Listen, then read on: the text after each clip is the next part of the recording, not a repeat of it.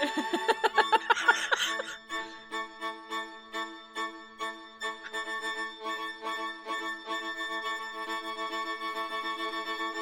actually hilarious. We literally Uno reverse.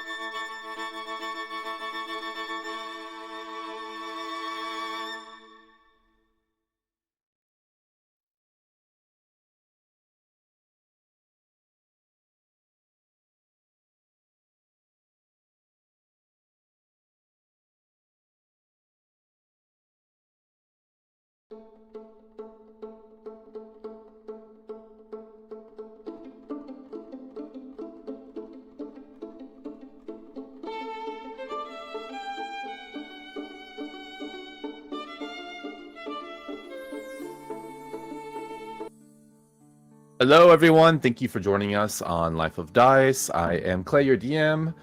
These are our players, and this is session 2 of Valinova. Right? How's that? I think Is it's that okay? the best one you've done. Yeah? Ever? Wow, great. Cool stuff. I'm so fucking prepared today. I guess we'll just get right on into it, unless we have anything to preamble with. This episode is sponsored, but no. I wish. It could be sponsored by you. No, I'll give a recap. And guess what, guys? We're coming into this new campaign fully fucking professional. I wrote a recap this time. Yeah, I know, right? Usually it's just like, oh, yeah, this happened and that happened and someone did some stuff. I wrote a recap. Here it comes. Last time in our world of Valinova, I'm putting in front, we met Draven, Hazel, Petra, and Moon. Very different individuals, all finding themselves linked to a murder case and break-in that occurred several weeks ago. Draven, via a meeting set up through their contact Nyx, learned that a man he knows named Paz may be partially responsible or involved in some way to that crime and has been missing ever since. The meeting took place with an orc named Garv DeRozan, a mid-boss of the DeRozan crime family, who implied potential implications of their group to the entire debacle. He informed Draven to look into the recent death of a knight of the Emerald Order if he wanted to investigate further. The victim of that murder, Sir Tiamon, was the banneret of the knight apprentice Hazel.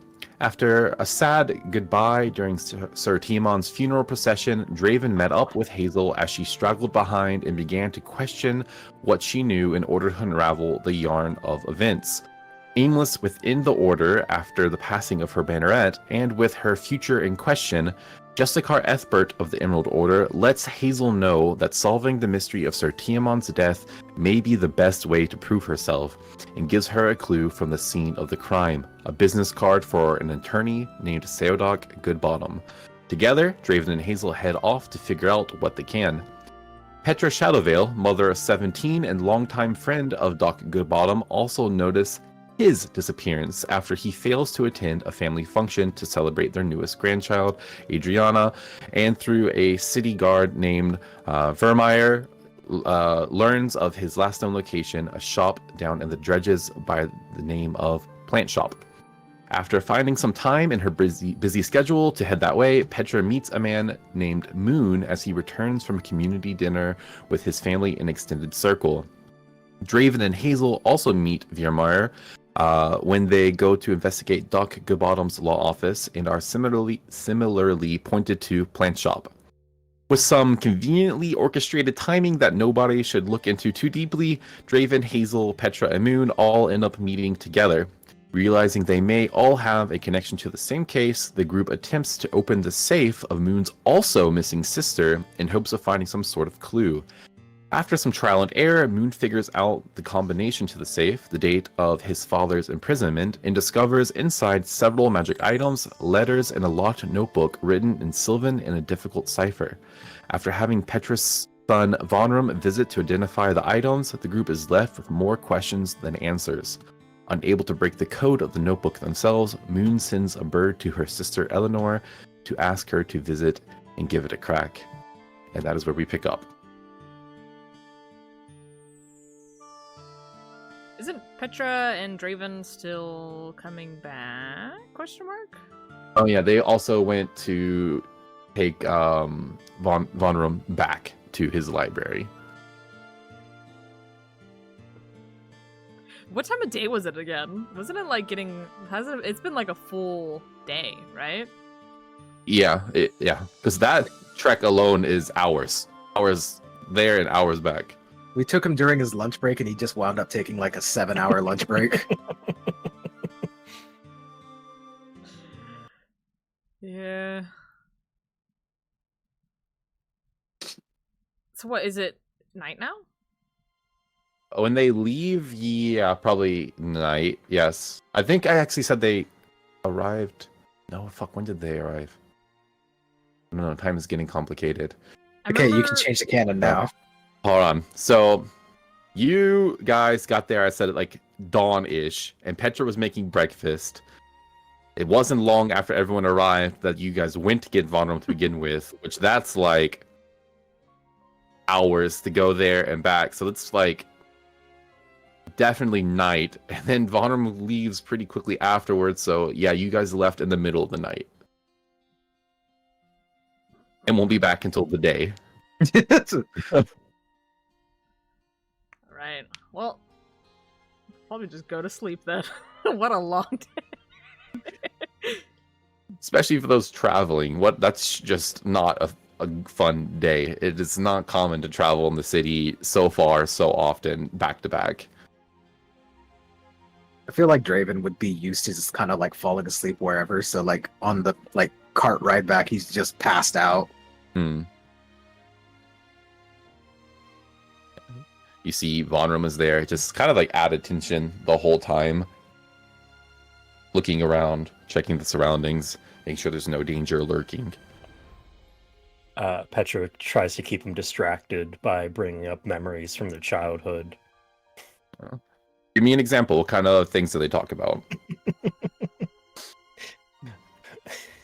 Do you remember when your wonderful brother Vikros played that prank on you and he hid that book that you really liked? Was it Yes. like a fun time? No, it was not fun at all, Mother. I remember it quite well. When the book was returned to me, it had grease smudges all over the pages. But Vikros said those were there when he took the book. Incorrect.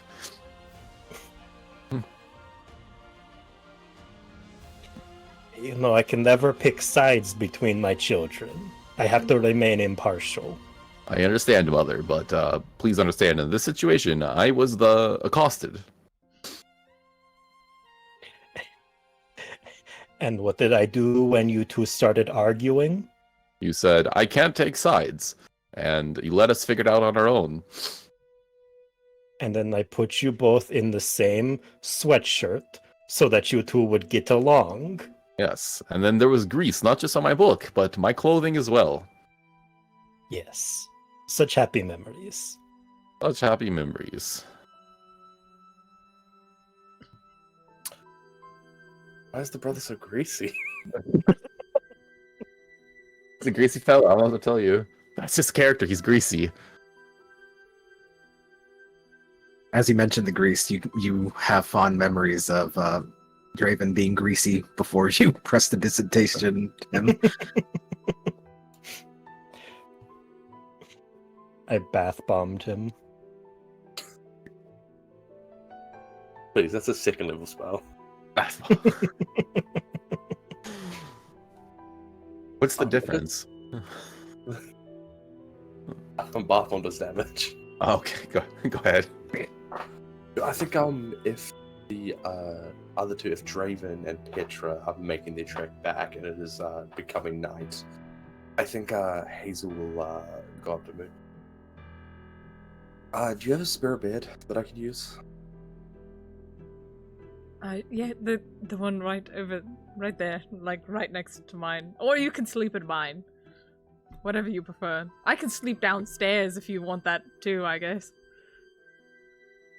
No, I mean, that was a weird answer. I'll take the bed. This one, you can sleep in yours. And she'll head over to your sister's bed.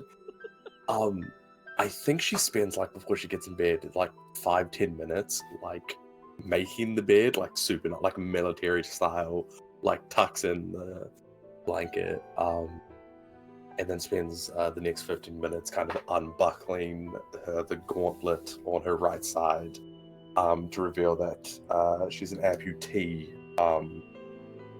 just below the elbow. So the gauntlet itself is actually a prosthetic limb. So she unbuckles that and kind of puts it on the bedside and gets ready for bed. I was just gonna stand there really awkwardly and then head downstairs and like clean. Or like try to find something to clean and like rearrange stuff. as quietly as possible. But there is a few times that he definitely breaks like at least 3 pots. Breaks them? Yeah, he's like carrying them and he trips, drops them on the floor, and he's trying to dust it up. Hazel just lays in the bed like, how did I end up here? This is where the entire budget goes, is to replacing tools that are broken here. Pots. Earlier the day you broke what is like a spade, like a little hand shovel. Yep. But yeah, if nothing else, Hazel, you drift to sleep eventually. Moon, is there anything else you do while downstairs? No. Probably when he thinks that Hazel's asleep, it's when he'd go up and get in bed and go to sleep. Sure. Anything specific on your journey, Petra Draven? Or we can kind of just coalesce back together again at a certain point. Only thing is that Draven would, once we drop off, I'm sorry, what was the name again? The son? Vonrum? Vonrum, thank you. Once we drop him off, Draven will stay awake for the rest of the trek. That way there are more eyes open. Yeah, so yeah, he was definitely vigilant along the way. Usually the carts are not too accosted unless they are known to be carrying something. There's definitely crime in the city, but overall it's a relatively safe place. So it seems like your journey, at least this time, goes by pretty smoothly. And let's just say morning comes and Vonrum has been dropped off back at his library where he is happy to be again. Goes back to take his mandated 15-minute break. It just happens to be the correct timing. Yeah, I assume Petra probably makes him some more food along the way, as one does for their darling boy. But yeah, and the next morning comes, and we'll just say the morning is when people kind of start coming back together again. You guys get dropped off back down there. You know, the other two start to wake up, do their thing. Question morning... for... Go ahead. No. In the morning, Moon will cook breakfast, and he'll try to cook enough for, like 4 people. Yes, enough for 4 people. But it would have no meat. Lots of salad. Moon a vegetarian? No, he's poor. Oh. That'll do it too. That'll do it too. I feel like in true teenager fashion, you give Hazel like a bowl of like salad for breakfast, and she just kind of twirls at it with a fork. It doesn't eat anything. Understandable. Draven does a very similar thing, but will in fact eat it. Petra will cry because no one's ever made her breakfast before. Not even one of your children has ever made breakfast for you before? Not She even, like, demands to cook. Even on like this world's Mother's Day, she wakes up before them and cooks all the food. And there's a Mother's Day. Of course, there's got to be a Mother's Day. When Petra starts crying, Moon will give her a tissue. Be like, oh, I'm sorry if it tastes bad. I'm not really good at cooking. No, it's lovely. There's so much onions with the lettuce. It is so perfect. Maybe that's what's inspiring the tears. You're a true culinary genius. You have found your calling. Here, let me, he's gonna get, like, a napkin wet and, like, just set it on, like, a table near you.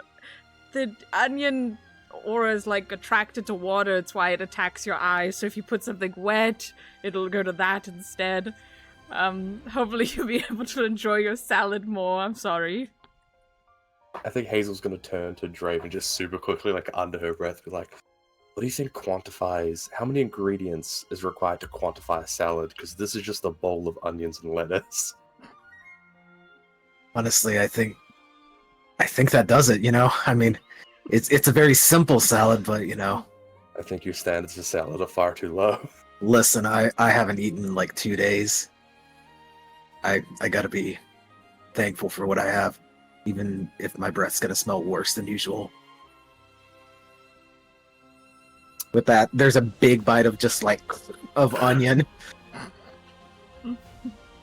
It's such a crunchy salad. And you see him like just kind of so good and tasty. At least the yellow spotted lizards won't be a problem. So, out of curiosity, Hazel, have we seen you use your prosthetic? Like, is it functional or is it static? No, if you would have seen her, like when she like unsheaths her sword and stuff, like all fingers work individually. There's rotation in the wrist and stuff. Okay. Yeah. I think during breakfast she would have it off. I think she's just like one hand, like kind of like flowy outfit, so you can't notice unless you'll probably catch her after like the 5th time looking at her. Because she's eating the salad with her left hand. Oh, she's prodding at the salad with her left hand. You should eat up. Like I said, beggars can't be choosers. Good thing I'm not a beggar. And she's gonna push the bowl a little closer to the center of the table. Draven takes the bowl.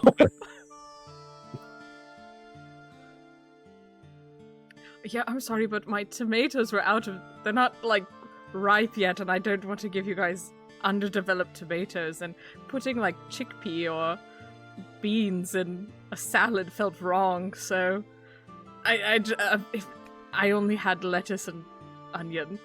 I do have strawberries, but once again, I don't think those would go together in a salad.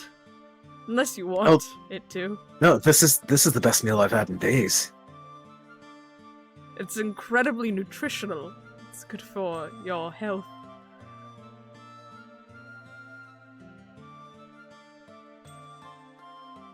Just grabbing a full leaf of lettuce.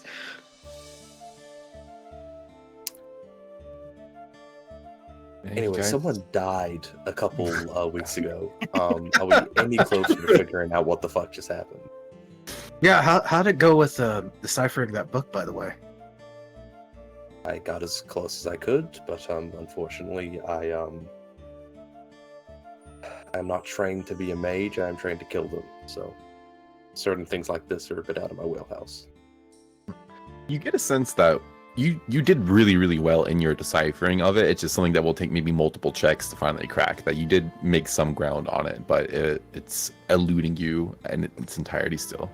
Hazel's an insecure teenager. If she couldn't do it, it means that she completely failed, and then she's wallowing in self-pity. Yes, teenager. Yeah, I tried translating it, but I don't think that's worth pursuing. I don't think the language crosses over right for the way that would work. Can we try maybe getting on the same page about why we're all here? I just kind of let you guys in because I needed into the safe. Also, it'd be rude not to, let someone in, I guess. But what exactly is everyone's reasoning for being here? Well, I'm investigating the Archon Plaza murder, which leads to Hazel, which leads to Petra, which leads to you. Did I hear Actually, anything there's about... a weird lawyer, a middleman between me and Petra. That's true, yeah. Did I hear about a murder? Like anything that happened at Archon Plaza? Would I have heard of that? How long have you been out of the game? Like a month. A month? Then you probably would have heard whisperings of it. It was big news in upper circles. Okay. So my sister has ties to what happened at Archon Plaza? Because she has ties to you guys? She has ties to the lawyer, and the lawyer left his business card at the scene of the crime. No, that's not a fact. We don't know that. My theory is a criminal that he was going to represent left the business card. Because Doc is a good man. That's a solid theory right there, actually. Regardless of who was there, I intend to find them and bring them to justice. I'm sorry, I'm not the smartest. So you, Hazel, no, you're just investigating the crime? Knight of the Emerald Order was the one who was killed. He was my, banneret. What do I know about the Knights of the Emerald Order? Roll me history. Two.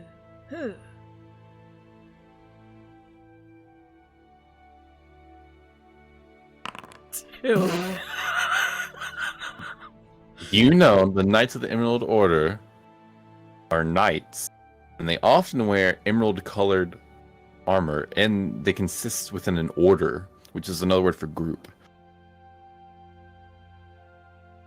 Is she wearing emerald armor? No. She's wearing, she is, however, wearing, like, a green cloak. Like, her armor, the metal itself has not been, like, colored green, but there's very much a green motif going on. So they just sent, are you, like, really qualified to look into this? Is that why they sent you? She begins, like, white-knuckling her, like, left hand. Well, you see, it's kind of a Hazel's, like, initiation, I guess you could say. Right, Hazel? Yeah. Something like that. Okay, I'm sensing tension. No, that's crazy. I thought you said you weren't that smart. You seemed to pick up on that well. Okay, well, I'm sorry if I asked something offensive. I didn't mean to. I will go upstairs now for no reason in particular. No. You can stay here. Thank you for breakfast. And she'll fucking, like, throw her fork into the middle of the table when she's gonna walk upstairs and put her arm back on. Who's just gonna go stand outside. Even after Hazel left. Petra starts pulling a large sweatshirt out of her bag and looks at Draven. You gotta help me get both of them in this. It's the only way they get along. All right, I got you.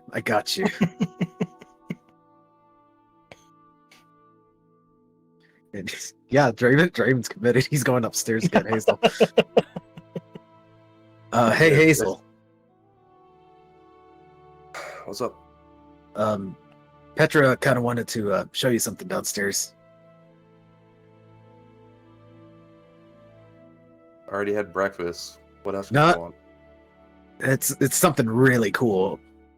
Speaking of really cool, your arm's pretty cool. I didn't want to ask about it during breakfast, but you know. Thanks. The what is it? The 4th or 5th chapter made it. Sometimes I forget. I'm not sure what a 6-year-old grandma could show me that's so cool, but sure. You'd be surprised. I am waiting anxiously. And Draven will kind of like lead you downstairs. Petra has, right before going and getting Moon, has set up on the table a pile of Werther's originals, thinking that nobody can resist the hard candy. And will poke her head out the door and be like, Moon, I need you to come in. There's a fire inside. Oh, no! No! He's gonna come running inside. Where's the fire? And I want to push Moon into Hazel. and try to put the sweater over both of them. I think Hazel's coming down the stairs, and like ever since the breakfast, she has been like classic, like mopey teenager. But as soon as she comes down the stairs, she's like, "Oh, Werther's!" And then Moon immediately gets pushed in there. I don't know. I guess this is like a grapple check or something. Draven will assist. Whether I don't know who's the primary like fucking. Both of us roll with disadvantage because it's both of us against Petra, right? Yeah, or I guess Petra rolls with advantage. You guys roll straight. Athletics. Yeah, we'll call it athletics, and then on the defensive, you can use athletics or acrobatics.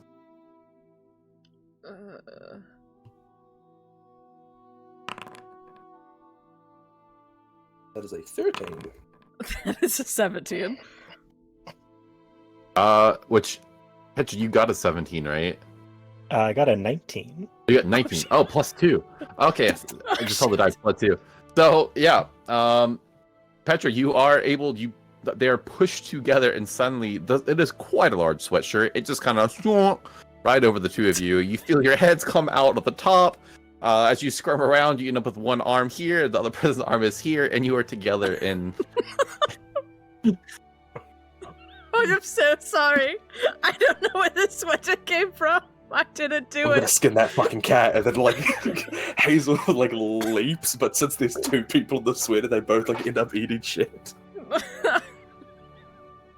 No. Now listen, you guys got to get along here. And as Draven's talking, he's grabbing a Werther's and. We all have a common goal here. They may be for different reasons, but we all have a common goal. We need to get along, and you're not allowed to get out of the get along sweatshirt until you each compliment each other once. What did I do? No, you misunderstand. This is a bonding thing. Yes, not punishment. Hazel, you have nice hair and eyes and a cool sword. The massive scar and milky eye as you say that.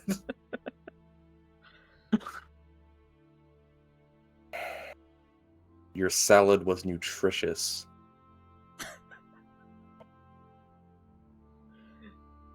See, we're bonding here. It's working already. Maybe me and Draven should also get in sweatshirt, and we bond One all more together. person gets in this fucking shirt. I swear I'm ripping it off my body. No, I made it myself. I am showing all the restraint I am capable of. All right, now I take sweatshirt off, and then you two hug, okay? I don't know. Do I She have takes to? the sweatshirt off. Hazel, you do not have to hug me.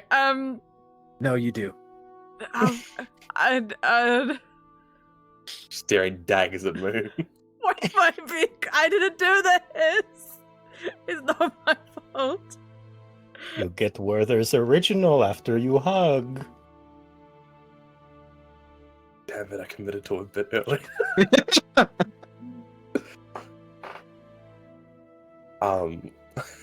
As fun as it would be, I don't think Hazel hugs Moon.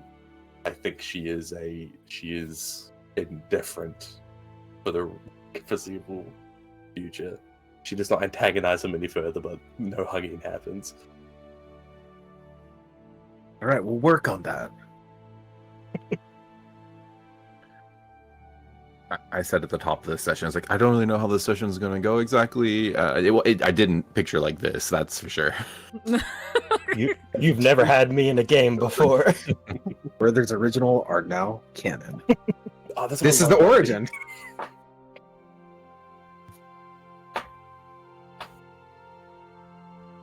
Moon will just sit on the stairs, not make eye contact with anyone.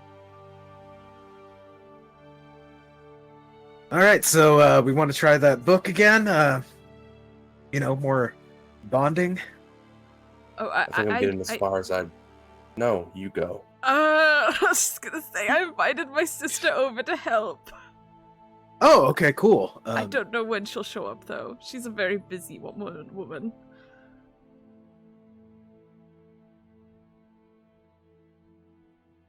All right, so we can just kind of hang around and, shoot the shit, or you guys want to go out or something, We can maybe go investigate the plaza. I mean, we may miss your sister, but, You guys can go without me. I could just stay here. Actually, I think that would be okay if you guys wanted to go investigate that. But honestly, whatever you guys want to do, I'd be fine with. That sounds wonderful. I am curious if anyone has heard of that person named in that letter. Starts with N. Nithra? Yes. No, not that I know of. I'd have to ask my sister, but if you guys go up there, maybe you could ask around.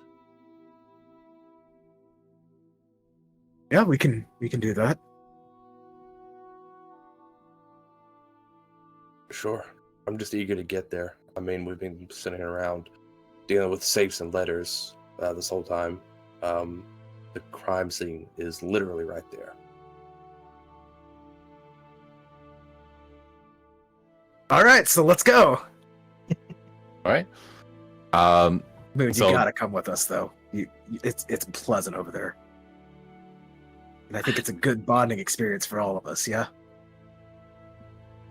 But should I leave like a note for my sister in case she shows up, or Yeah, we can do that, and have her hang around. We'll be back in a few hours, and I mean, the odds of her getting it and immediately coming here are slim, I guess, especially if she's as busy as you said. But yeah, I don't know. I mean, I'll just leave a note, and there's food here and like a bed. She can wait around maybe if she wants to. If not, we could always just go see her directly. I wouldn't mind at all if we went there and saw her directly. I'll leave a note now. Leave a note and the book on the counter. Say that you need her to help crack the case, so even if we're not here, she can maybe give it a shot. That is a really great idea. I'll do that. Hazel's Very like, good. we're mad Very at good. each other. Why did you say something nice? And you just see like the confusion wash over her face. Draven looks to Petrus, is like, bonding. We will all be a family. Sid, so sinisterly. Why'd you say it like that? I mean, That's cool, like, but that's like a mom of 17 with empty nest syndrome. So yeah, Moon will leave a note. Once again, really long, being like, hey, we had to go out to Archon Plaza to go investigate, but I only called you over here so you could, try to crack the cipher in this book. I think that's what they're calling it, a cipher. I don't know what a cipher is, but I read it and it doesn't make sense, so if you could maybe help, that'd be really nice. I could either stop by and pick it up if you figure it out, or you could come here, whatever's more convenient for you. Just a letter like that on the table notebook, and he'll leave the door unlocked. All right. Yeah, easy enough done. You write your letter, you set it up, you put the book there, like the little journal there that's written in Sylvan, and I guess the four of you hitch a cart up to the Archon Plaza. How much would the car be? Cart fare is not too expensive. Well, I forget what are like the lifestyles. Someone this is like their day, so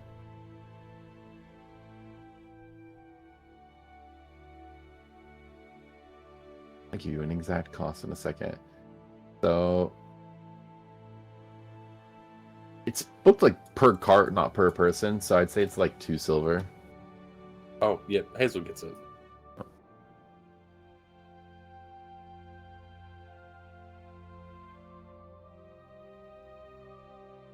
This is gonna be the game That's that it. makes me have to use actual silver. Yeah, 'cause you guys are fucking broke. Yeah, it's like 2 silver to get to Archon Plaza, and then maybe you gotta pay for gas on the way. Um, Horse feed. No, but that's yeah. You guys are hop up in a cart.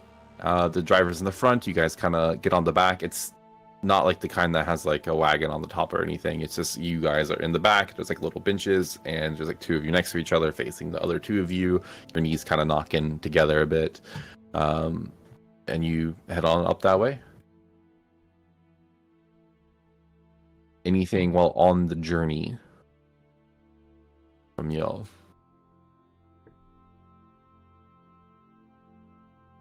Nope. Fair enough. You leave that morning. By about, I don't know, 5 p.m. You guys arrive. It's For that long? From top to bottom of the entire city is about 8 hours. Oh, and we're literally going like Archon Plaza's up top. Yeah, We're coming you guys. down. Yeah, so Like, you yes, guys are 7 going. hours. Whatever. If we call it what? 8 a.m., 7 a.m., 7, 8, 9, 10, 11, 12. Maybe I overestimated. Maybe it's like 2. Still, It's like 1 or 2 p.m. 6 I think I hours on overdid a it. wagon. That's the Yeah. worst road trip ever. Yep, you took 6 hours in a wagon. But you are delivered to Archon Plaza. You can watch as your journey unfolds that the scenery around you just gets nicer and nicer the further away you get. And you go up to what is like called the Upper Crescent there. Yeah. And I think you've all been to the plaza before. I know Draven went earlier. Petra, you visited your son here as well. Hazel, you've maybe been here for, I don't know. Whether there's a barracks here, so you've been here. I don't know about Moon, if you've been to this area before or not, but maybe this is your first time. I don't know if they would have, for what he was doing, I don't know if he would go to this area in particular. But yeah, maybe you're kind of first time in this area. Archon Plaza is not something people go to just on a whim. It's like almost like a mini government educational place for people who study magic. There would be no real reason to come here otherwise. But it's a very like meticulously nice place. You see that there are like Disney Mickey Mouse like brooms that kind of sweep the floor by themselves that go along, like keeping the grounds clean. There's little bits of odd magic that don't really do anything of significance, but are kind of showy, that makes the place feel like, this is a nice place where magic is studied. You know the exact address, Hazel, and you have already been to the location, Draven, where you at least believe the location to be of where this crime transpired. Yeah, Draven would, unless anybody like deviates from it, he'd lead him directly to the manor that he found. And as you go there, you see it is a 2-story manor with a black wrought iron fence around it. Like pretty solid amount of money has gone into this building. It looks very nice from the outside. You see there are several guards on patrol around it, as well as a Knight of the Emerald Order. You recognize Hazel just based on the way that they are dressed, that they are like a full knight, at least of your Benneret's station or higher. Yeah, I think Hazel's walking around the Archon Plaza. Like as soon as you guys entered the Upper Crescent, I feel like she started like operating on like a confidence, like a level above where she was at before. So I think like she swings out of the wagon, and follows Draven and kind of walks up to the knight. Male or female? So she knows how to address them properly. Hard to tell. They're wearing the full armor, full helmet set at the moment. Fuck, this is the problem. Fucking helmets. It's kind of to give a sense of anonymity to these knights as well in the public. Like they could be anyone. I do think that Sir, like SER, is kind of gender neutral in terms of this situation. Female knights are referred to as madam. I didn't know that. I think she just walks up and refers to us. I don't think she'll say anything then. I think she'll just kind of like, almost like get down on one knee and like hand over the chest to like address them with respect. So you just kind of walk up to them and Hmm. you hear a voice come back to you. It is more feminine sounding, softer, though you still can't be 100% sure. You just hear, "Rise, apprentice." Thank you, knight. I am Sir Tiamon's apprentice. I'm here to investigate the murder. I know it's been a while, but the funeral was held recently, and I was instructed by the Justiciar of the 8th chapter to investigate. Yes, I saw you there. I was off to the side holding the banners. The first time that I've been in such a ceremony, and hopefully the last. Me too. Such a tragedy to befall the order is grim, to say the least. I take it then that Justicar sent you here with knowledge of what happened. What do you know so far? Only that Sir Tiamon was killed by a group of assailants. Both mundane and magical means were used, and that this was left at the crime scene. And then she will hold out the lawyer's card. Yes, I've seen one of these as well. This good bottom fellow. No one is quite sure what happened to him. We've I was checked told his. multiple were left at the crime scene. Yes, it's almost astounding how many. Really, I mean, every time someone mentions it, the number gets more and more exaggerated. At this point, mythic levels of business cards are left here. Truly, this will go down in the annals of history. 410 billion business cards found. Someone added to the Emerald Order wiki. Almost like they're magically self-replicating. This is truly a magical source, unlike we've ever seen before. No, what you say is correct. It seems that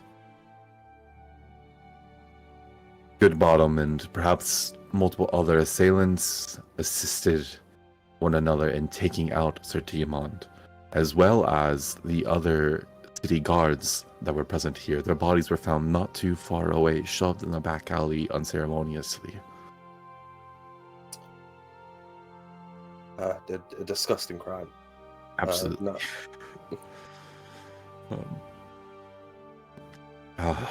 Truly, it was tragic. She begins to walk around the perimeter. This here, on the right side of the building, is where Sir Tiamon was felled. It seems that, based on tracks and such, that there was also perhaps an animal involved. It's all very messy. There were slash marks on the body as well.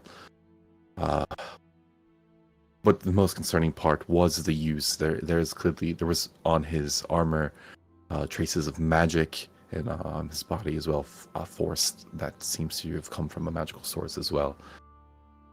Do you know what this building is? Loosely, I believe it simply is a manor belonging to a mage of some sort. I was meant to accompany Sir Tiamon. I was briefed shortly, but not to any full extent.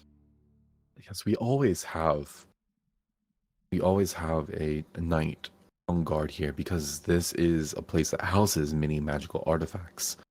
You can see our interest in keeping them out of the hands of those outside of the government, and you don't want your casual mage who may have a strong interest in this, or your casual thief as well, coming in and using this magic in the city. So we stand guard. It's been more of a glamour position than anything until, well, it wasn't. Understood.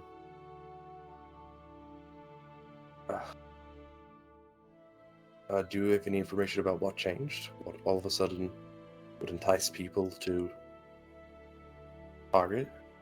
We're not sure, but we do know that there was something down there that they wanted their hands on. The exact items have not been revealed to me, but I'm sure there are those within the order that do know what was taken. But reports from the owner of this manor, Magister Winslow Gothbrook, have said that many items that were stored here were liberated at the same time. So people were successful in stealing? It seems so.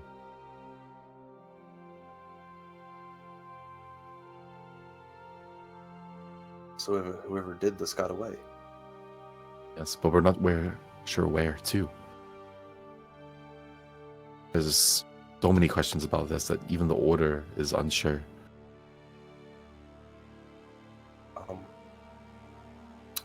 Understood. Would it be okay if we investigated perhaps where Sir Jaemon fell, and maybe if we were to be lucky, we could investigate the manor itself? I cannot allow you access into the manor itself. I hope you understand. Even us knights are not permitted, much less apprentices or whoever these people are that are with you. As for Sir Timon, yeah, the spot is right here outside the gate. The spot is right here outside the gate in the middle of the street. It was not a glorious death. There was blood found at the spot. Has been collected. Has not been identified as to who, but some of the mages in the plaza are on it, trying to find what they can about the whereabouts of the perpetrator. Yeah. Thank you for your time. And she'll once again kind of bow. Of course, apprentice, and I hope you are able to find the answers you're looking for. We would all feel much more at peace if this case came to rest. For the sake of not only Sir Tiamon, but the order itself, I intend to do so. Thank you. Politely kind of takes her leave and reconvenes with group.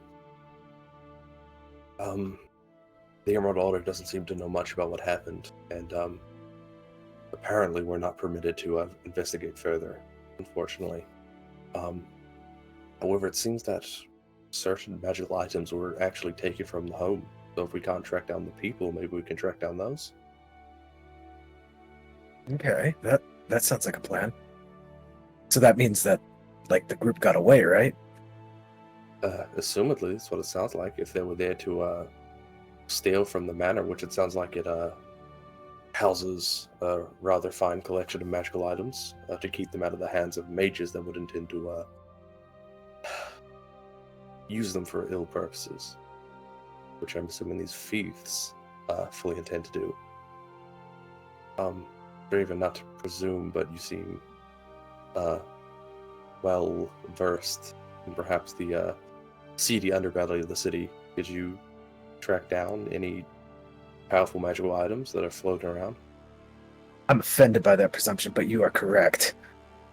Yeah, I have a buddy that maybe he's heard something that about somebody selling some magical items. I mean, they're pretty hard to come by, so I mean, if somebody sold something or if something's popped up, I'm sure there's at least somebody that can point us in the right direction.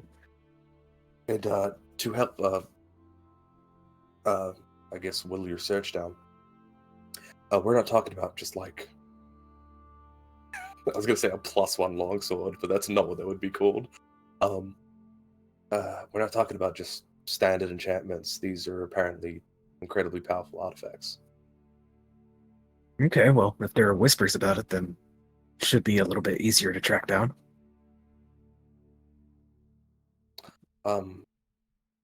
Super quickly, do you mind if I just check the alley for any clues? Yeah, I'll go with you if you want.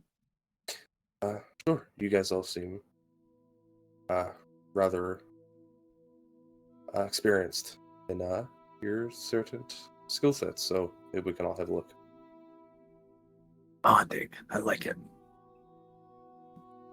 And yes, Hazel will just investigate see if she can find any clues where Diamond died. Yeah, you search. You kind of got pointed to, like 2 places where the bodies were stored and where the death happened. So Diamond was killed right outside of the gate. You see, there is not a lot of evidence here because it's kind of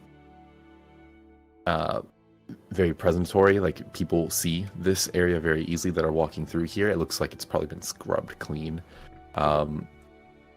You don't see any lasting signs of whatever happened here. However, if you do check out a bit further away in the alleyway where the bodies are stored, you find that there are kind of like stains of blood in the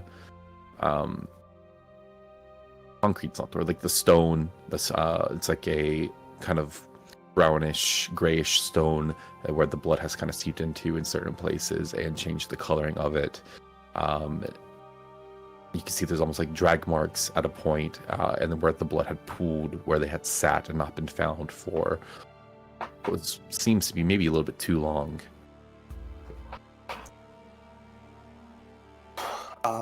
Yeah, is there anything like of note other than just the blood to be found? No, not particularly. This is a crime scene that is cold over a month. Yeah. Nothing seems to be present here in such a way. I will throw you a bone though. I will say you can roll me an investigation check, and if it's really high, I'll give you something. Investigation. Could I hand a Werther's original and give some guidance? Yes. 25. Holy fuck. Okay. This is all right. Hazel's thing. We're tracking down mages. Yeah. Okay. Let me think about this. You are over in this area where the bodies were put together. The first thing you find is a business card. No. What do I want to say is here? Because that's a really good roll. I'm trying to think back to the actual crime that happened and what would make sense to be in this area. I think you do find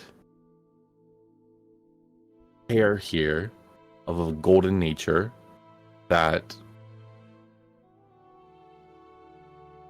kind of is stuck a little bit low to the ground. Like, usually you would imagine hair would be kind of, if it's caught on something, it's where head height. You do find golden hair that's kind of closer to your feet, and it's kind of snagged on a bit of where the stone has peeled kind of on some of the wall of the building next to you in the alley. I'm trying to give you something good. I'm trying to think what that should be. A 25 is a really good roll on this. Just tell me who did it, Clay. Come on. And I can't just jump to who did it.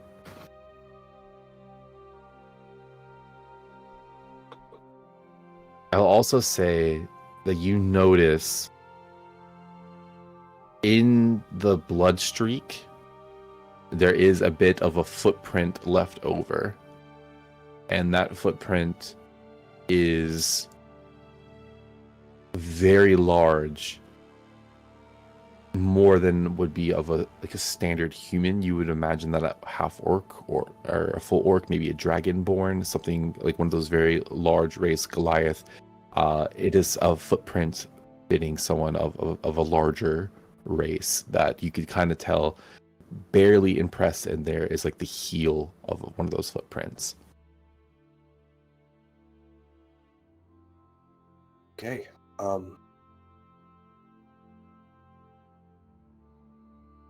Question. Would this information paired with the DR found on the lawyer's calendar be enough for Hazel to make the connection between the DeRozan family and this crime? Well, Draven did make that connection. Or did you share that at all, Draven? I believe I did. So if that's the case, then that's an easy jump, I think, for you.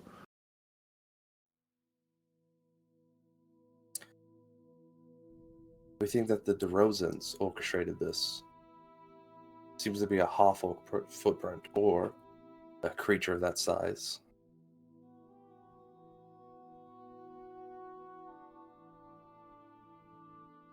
So we can probably do a little bit more investigating on the DeRozans. Yeah. That being said, I think I should mention this. The one who kind of tipped me off to this was also part of the DeRozans, so said he had a guilty conscience about this. So just throwing that out there. So that sounds like it's exactly what happened. The DeRozans orchestrated something. One of the members buckled, let you in on it. Told you to investigate. I think this might be the best lead we have.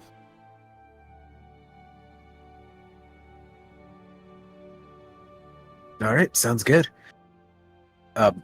Did Hazel share the information about the hair? Yes, she would have been like footprint hair, golden hair here. Okay.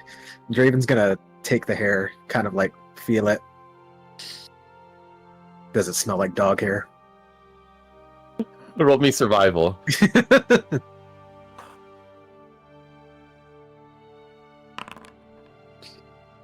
That's a 6. It doesn't smell like anything at this point. It's a month-old hair that you found on the ground here. Why did you smell it? What are you hoping to obtain? You never know. He licks it. Taste a lot like If Hazel can like grab some of the hair, she's gonna hold it up to Moon's hair. Does the color match? It is similar. You're on thin ice. Just blonde. If I look at the hair, can I try and see if I can identify what this came from? You can roll me survival as well with advantage.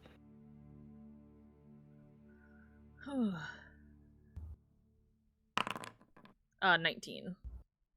19. You recognize this hair immediately. You know what this is from. You've seen this hair many times. Okay, maybe I have on thin ice, actually, now that I've taken a look at that.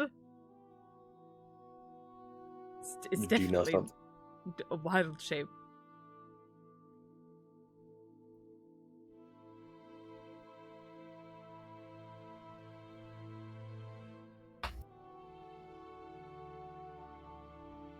So see, it's all connected, right? See, we've all got a big old stake in this. And we're all gonna combine forces to figure it out.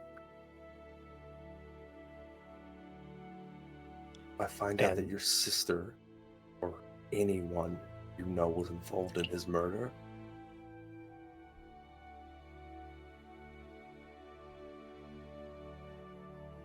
How is that my fault? What she was up to?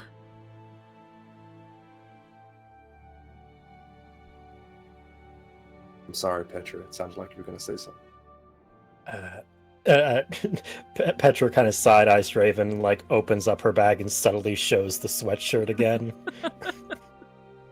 I imagine like a mobster movie, you know how like somebody moves their coat to like show a gun, except it's just a fucking sweater.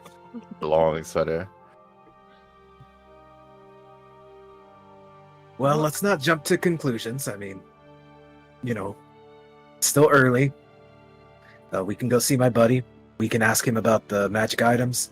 We can ask him about if anything's happening with the DeRozans, and we'll go from there. Yes.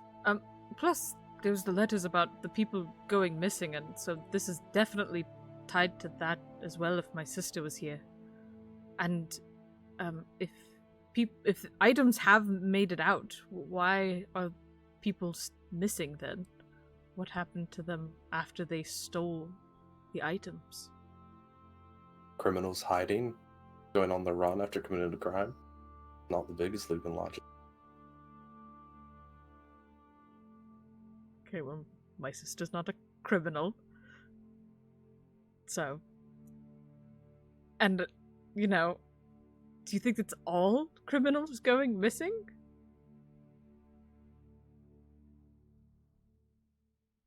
All I know is that the people who were here committed a crime. And they're the ones who are going missing.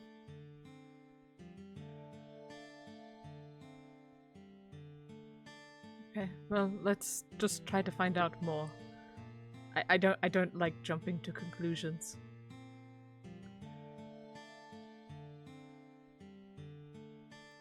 And frog bitch leap.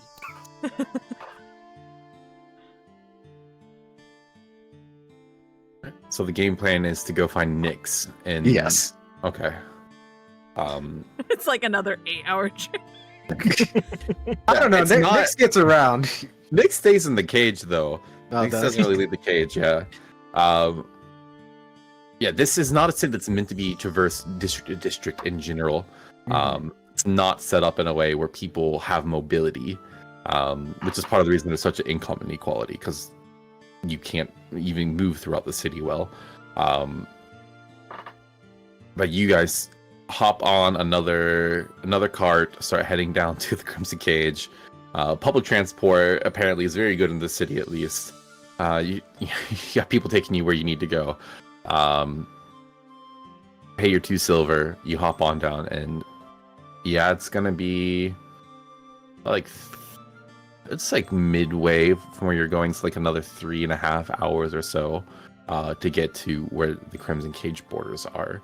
The Crimson Cage is actually a relatively safe part of the city, despite the fact that it's run by so many criminal families.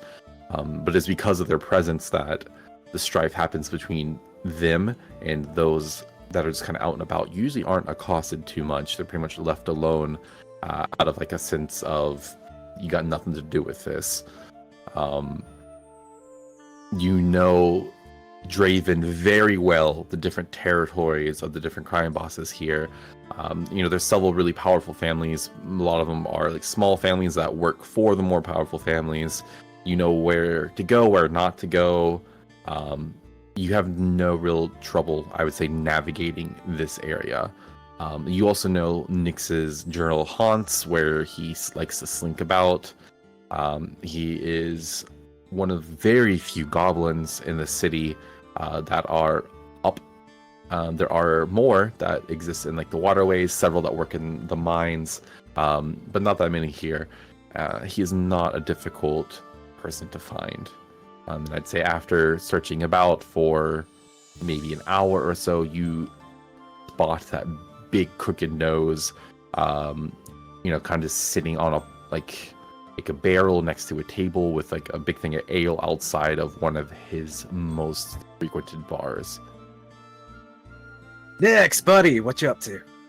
You see his head turns around and he sees you with all these other people, which is unusual for you to be accompanied by others. Like, well, they're Draven. What do we got going on today? Well, these are my buddies. Guys, this is Nyx. He's another one of my friends here. Nyx, we need to find out some information. You know, I'm always the guy to come to for information. Mm-hmm. You know how this works. He's gonna reach into his coat, and instead of money, he pulls out a big loaf of bread that's been left over from his previous shopping spree. Didn't you? Draven reaches in again. Damn, Nyx.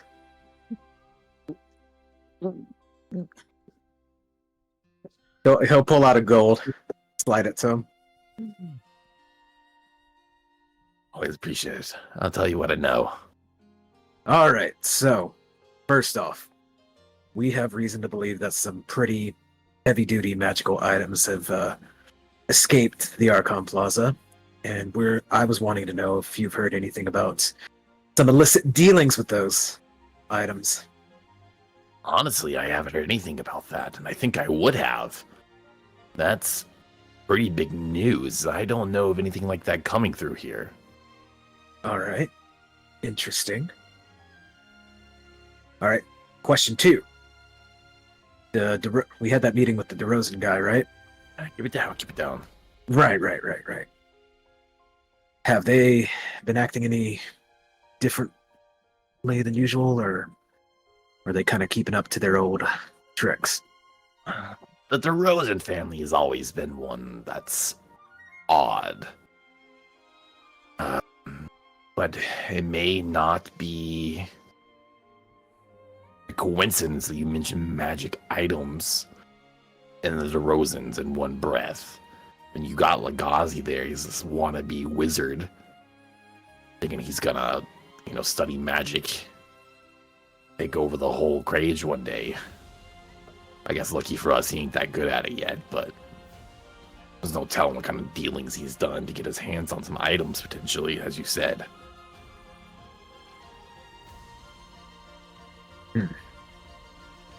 Interesting. All right, well, you got anything else for me? Any other kind of weird things going on in the cage, or? There's always weird things going on in the cage, but I'd say the biggest one is it's been real quiet lately, actually. Like, I don't know, I think something might be brewing. Usually when things get quiet, it's because people are planning. All right. With Well, DeRozan specifically, or just the cage in general? The cage in general, but there's only a couple families here that are really up to anything of note. All of them are pretty quiet, and he looks at you, Draven, including a certain one. all right. Well, I might have another plan, but it might take some time to get going. Well, you guys got anything else for Nyx? Or otherwise, Nyx, you're free to run around, do whatever you like. Well, I'm just here enjoying a nice beverage today, but I'll let you know if anything comes my way again. This gold is worth a bit more than I've given you. I will say, though, I am worried that the territories are going to get shook up pretty soon. That's the feeling that I'm getting. This wouldn't be the first time. All right, man. I appreciate it, so. Would you know how to get into contact with one of the DeRozans? I could probably get you into contact with Garv again. We frequent the same spots. I see him pretty often. And he's not the quietest member of that family. There's a reason he's not ranked higher. Would it be a bad idea to question him about what happened? Or at the very least question him about why everything's so quiet in the cage? Maybe he knows what they're planning? Are we wanting an official meeting or a impromptu meeting? Definitely off the books, Preferably more like a drinking meetup, you know what I mean? I'm more implying, do you want him to know that he's about to have a meeting or not? Oh, well, yeah. Yeah, I think we have to place all our cards on the table. That way we can get as much information as possible. I think he should know that he's having a meeting with Draven. I think that's all he needs to know. I'm fine with that, yeah. We've already met up once before. Yeah, he's probably going to be a little spooked about it, but I think I could convince him. All right, good man. Honestly, if you guys wait around a little bit, go inside, there's a decent chance he just shows up at this bar at some point in the next couple hours. You guys want to hang around for a while, or? Yeah, we can. Do you think we'd get more answers if we do something maybe a little underhanded? Like, one of us he doesn't know tries approaching him? Or do you want to just talk to him directly, Draven? Honestly, both are actually solid options. He might be a little bit less spooked if one of you guys approaches him instead. What did you mean by underhanded? Well, you could just try asking him. You talk to him, be nice, and then eventually squeeze in. Oh, my so-and-so has gone missing. Oh, and kind of vent about that and try to make him feel bad and see if he says anything about it. If he knows anything, you know. Especially if you can get him to drink, people tend to be more yappy in scenarios like that. You liquor him up, it spills like a fucking fountain sometimes. There's a reason I come here so often. All right, yeah, I'm fine with that. Now the question. No offense, Hazel, but I think you might spook him a little bit more than me. So, Petra Moon. I can do that. I just need to get my hands on something that'll help me a lot. And I have that perfume as well that could assist too. We are in the Crimson Cage, so I should be able to get my hands on that other item pretty easily. What do you need? Hey DM, what's it called? You never came up with a full name for it. The name that we are calling it at the moment is Riz. And we never replaced it from that. That was the placeholder. No, that's a canon name now. Sure, for Rizzium.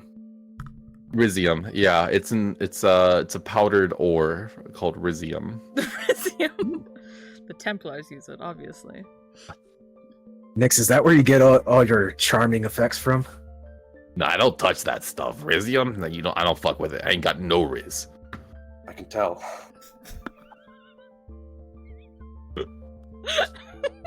Thank you. Yeah, if I just have a little bit of that and then a drink, I think I can handle it just fine.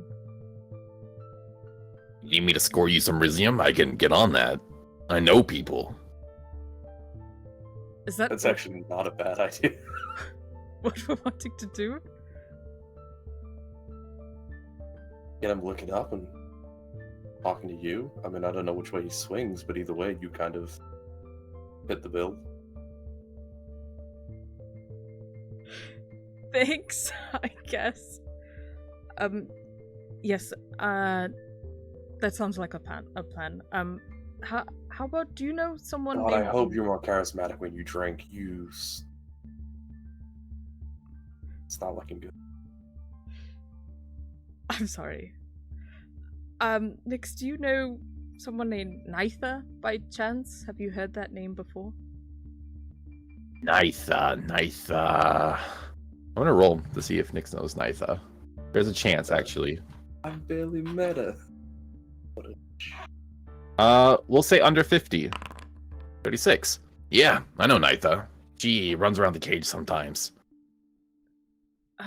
Where could we find her? Usually she's up at the spot. This isn't her usual haunt. She comes here for jobs more than anything else, but she frequents a bar there called the Ugly Mug.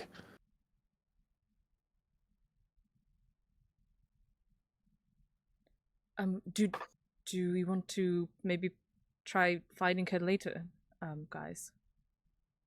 Yeah, I think this is considering the time frame, I think this is like priority number 1, I guess. But yeah, we can definitely check up there later. Well, It's definitely another lead. Nick set us up with a meeting with her if we pay you? Yeah, I can do that. Yeah, I was gonna say, I feel like that goal I said before, like I didn't give you enough information. I have by now. So yeah, I can set up a meeting, that's for sure. Here's another one. Thank you. Overpaying again, so keep that in mind. I don't know. It seems like you needed a lot of information on who this Nitha character was. You had no idea, and I knew. So I feel like that's worth a lot. But Damn it, Nix, this is why you're my buddy. yep, totally transactional friendship is all friendship should be. Mhm. Keeps it balanced, keeps it honest. But yeah, I can go set something like that up. You guys want to meet her at the Ugly Mug? Yeah, that's fine. I think. Good. When are you thinking? What do you guys think? I mean, we still need to head back to the plant shop. Yeah, I mean, we're kind of on your schedule, Moon, whenever your sister arrives. So, Well, I'm not journeying all the way back to the plant shop just to come all the way back to the Crimson Cage for another meeting. I think we either set it up later tonight or we stay the night and we meet her tomorrow. I'm sure her sister can wait. Yeah, that's totally fine. We don't need to go back. She probably took the book and went home. I doubt she'd wait that long for me.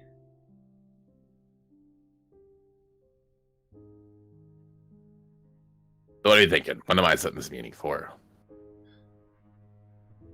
Later tonight, maybe around midnight, if that's okay. But if she doesn't want to stay up till late, or if she has other... Nah, she's a night owl. She's the type that skulks around. Midnight at the Ugly Mug, then. Sounds good. sounds like a Sorry, plan. I didn't mean to assume. Curfew at the Emerald Daughter's 10, so... I don't think I've been to bed at 10 in the past. How many years old am I? A while. Yeah, Nah. 10's a little bit weak there, but no judgment, but So I'll go make this happen. getting Rizzium though. How much would actually? I know exactly how much that'll cost. Rizzium ain't cheap, and you know Rizzium ain't cheap. You're just trying to get it for how much are you trying to get your hands on right now? Just enough for the night. Just enough for the night? That's gonna be 10 gold. Okay, I'll give him 10 gold. You give him the 10 gold, and he clackles it in his little grubby hands. Nick, No, don't right. fuck us. Don't fuck us. All right, I won't. No. Premium Rizzium. I'm your Riz dealer. Usually I don't touch this shit, but I'll be back. Yeah, I'll get you that Riz in about under an hour. I'll be quick about it. Okay, thank you. All right, I'll see you later. Busy day for Nyx. Takes the rest of his drink. Hops off the stool, starts getting up. Potters a little bit. Is like, all right, and you see he kind of just like scuttles off. That's not Riz, but in the meantime, and Hazel will try to wave down a waitress. Waiter. Yeah, easily done. There is this like a proper drinking establishment. You just kind of flag someone down that seems like they're serving drinks. More drinks for the table, please. Can do. What are you ordering? Like someone who's like a teenager who's never been to a bar, like so she doesn't know how like to order drink. I'd like 4 whiskeys, please. 4 whiskeys. Oh, okay. You guys are getting the good stuff. All right. I'd say that's like 8 copper each. I should give us some. Ooh. Should put 4 silver down, and like that's what, like $8 tip. Eight. That's like an extra drink tip. All right. So you dip, which is Draven tipping is a good practice in the cage. You build a lot of relationships that way. Good move, Hazel. Good move. Sorry, I thought you were about to say something. Yeah, you see that now that you've tipped this person, let's give them a little bit of personality. They're not just a random thing. You Through see interactions, they become an actual NPC. yeah, they become actual NPC. You see it is actually like this big old Minotaur dude who is actually surprisingly like slender for a Minotaur, but still has like that height. But you see when they go to talk to you that all the teeth in their mouth are sharpened, and they have like incredibly large horns that almost make it like you're on a totter. They kind of come up to you kind of energetically. Here you go. Here's your whiskeys. Anything else I can get you guys? Anything else? Coming. We ain't got much time. What do you need? Whiskeys? No, We good? We got the whiskeys. You need food? I think we're good, right? Right, guys, we're good. We're good. You have like food? What kind of food do you guys sell? I don't know. What do you need? We got like general shit. Like you know what? Like bread. I got bread. We put like soup in a bread, like a bread bowl kind of thing. Yes, bread bowl for me. Bread bowl. One bread bowl for you. Okay. Two bread bowls. I'm good. Moon, you good? Bread bowl, it's okay. Two bread bowls. You get to 4 whiskeys. Oh shit. Here's your coins. Oh yeah. This should cover the bread bowls. Thank you. Anything else? Hazel's gonna hand another 5 silver over and be like, "Get round 2 ready." All right, round 2, 5 silver. Okay. All right, yeah, great. Okay, you guys, good customers. Do you look kind of familiar? Do I know you? Looks at Draven. Hey, what's up? I don't think I've caught your name. I've seen you around though. Wolfgar. Yeah, you know, I'm my dad owns this place. But you know he's getting old, so it's hard to run. I'm doing it by myself basically. Hey, maybe you can entice Nix to help you. You know, he's always willing to help out people. Oh, fucking Nix. Nix has the biggest tap here of anyone else. Anyone that comes to this place. I don't know. It's fucking serve the little dude anymore, but he, yeah, I don't know. He's got this kind of charm about him. Yeah. All right, 2 bread bowls coming up. The bread bowls. Just kind of yells back. Runs back inside. It looks almost like they're like shaky. Like maybe they're not eating well. Low on iron or something, but they go and they run around serving a lot of people. It's getting late, so the place is actually pretty like poppin'. There's a good reason Nix comes here. Information does spill. You guys also are able to like get a seat inside if you want. Nix was kind of chilling at like a little seat that's kind of like outside, like on a porch area. Not really conducive to 4 people sitting and talking necessarily. But you get your drinks, you get your food. There's no problem there. I think Hazel trying to find a table inside. I think she sits down and does that classic thing of like someone who's never had hard liquor before. And also keep in mind she ordered 4 whiskeys. I assume these are just straight glasses of whiskey. Like no, yeah. Like just kind of grabs it, goes. Oh, that's so good. Hey, Hazel, if you don't mind, how old are you?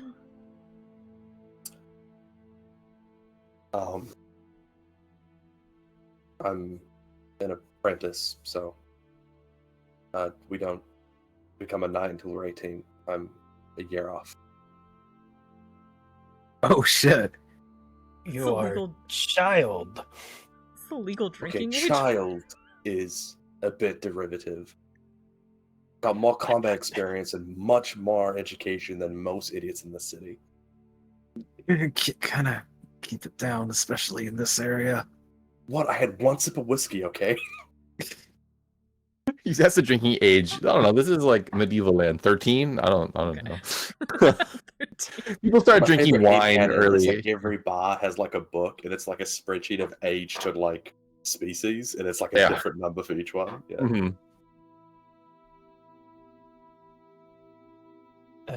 I had interesting idea for meeting with Garv. It seems like what was his name, Wolfgar, is quite busy. He might be appreciative if one of us, perhaps me, perhaps Raven, perhaps Hazel, offered to be a waiter or a waitress for tonight. That way, maybe we can be closer to Garv without him sussing us out. Maybe sprinkle a little something in his drink. Oh my god, Petra. I like the way you think, Petra. I'm willing to do it, but it probably wouldn't be the best thing for him to see. Recognize you. I'll make my grand appearance once we get him a little buzzed, throw on the Riz, as you guys are calling it. As the kids are calling it. I don't want to do it, so Petra, that's all you. Yes, no one will suspect young lady, me, of course, being anything other than just a waitress. Do we have something to sprinkle in his drink to make him drunker quicker? What does Rizzium do?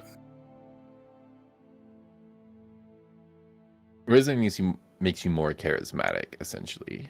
Okay, so don't give that to the person who we want to be drinking. Gotcha. But this is the Crimson Cage. Can we just not ask for drugs?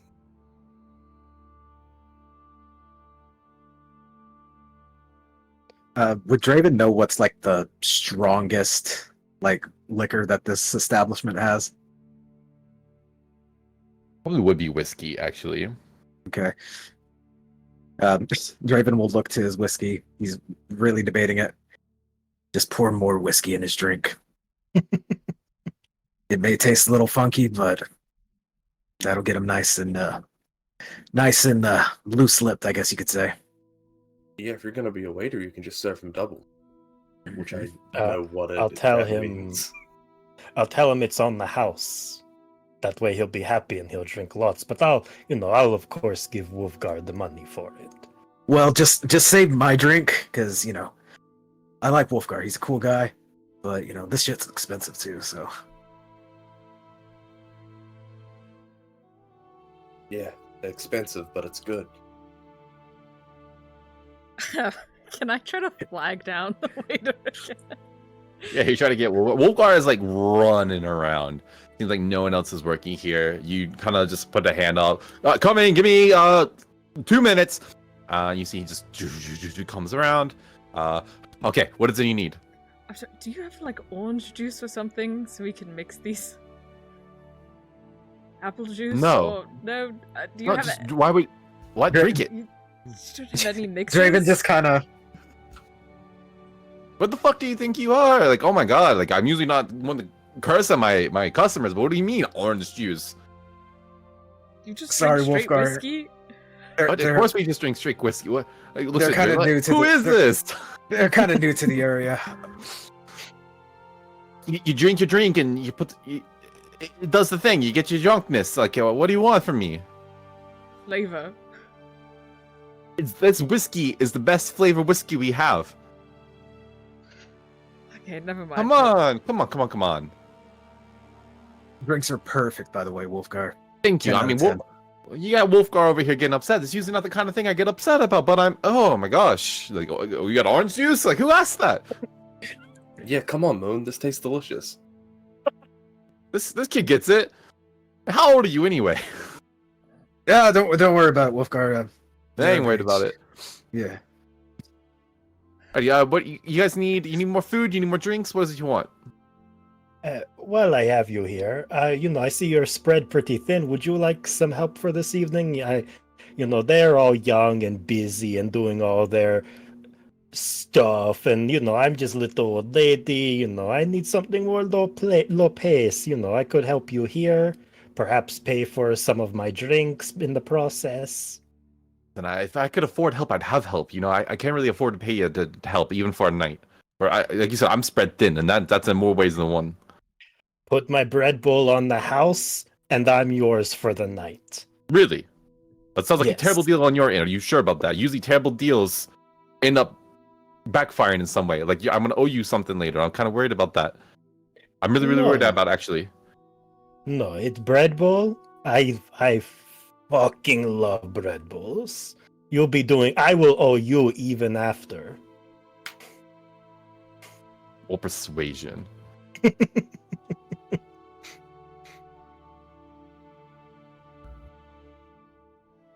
21. But I can't turn down help for a bread bowl. Just for a bread bowl? Yeah, okay. I don't even know what you know about running an establishment like this. I don't care. Another pair of hands is all I need. Great. I'll give you 2 bread bowls for all I care. Just you, please help serve drinks. The rush hour is coming. A lot of the Rosen family is going to be coming soon. They drink like nobody's fucking business. You said a lot of them?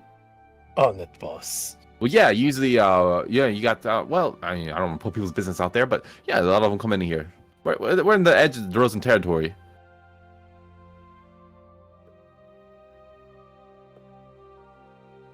You know, you guys don't have to drink that, right? Yeah.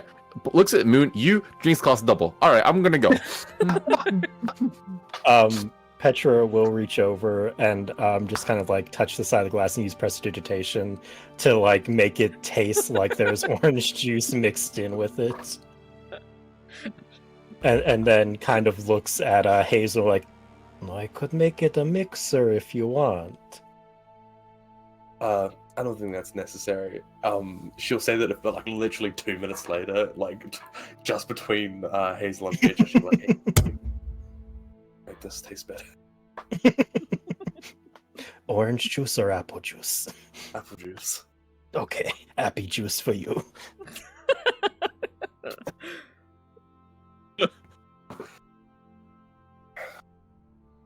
Yeah, Petra, you got a job essentially. So whenever you want to start doing that, you'll get paid in bread bowl. Not too much longer from the time that you guys kind of finish your food, your drinks.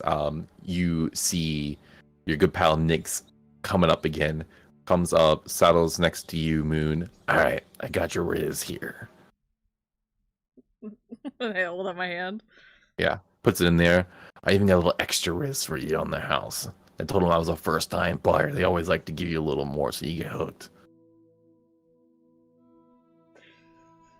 Yeah, they sure do. What is the Good method job. of consumption, by the way? We said it's like a consumable. It's a powder, Yeah, right? it's a powder, so I assume you just snort it. Yeah, we said it's like ground up like stone. It's Rizzium. It's a stone. I assume you snort it. Y'all about to watch me do a line of Rizzium right now? Yeah. All right.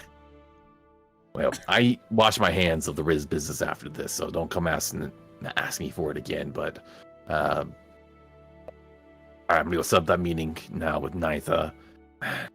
Y'all really got Nick's busy tonight. Anything else you need before I leave? Think we're good, buddy. All right. Petra's gonna pass him just like a handful of Werther's originals. You Oh, do hell good yeah. work, Nyx. Fucking love these things. The Werther's family, some of the best residents to ever move into the city. I just don't care for nobility, but they did something right. All right, I'm out of here. There's the type that crunches into it immediately.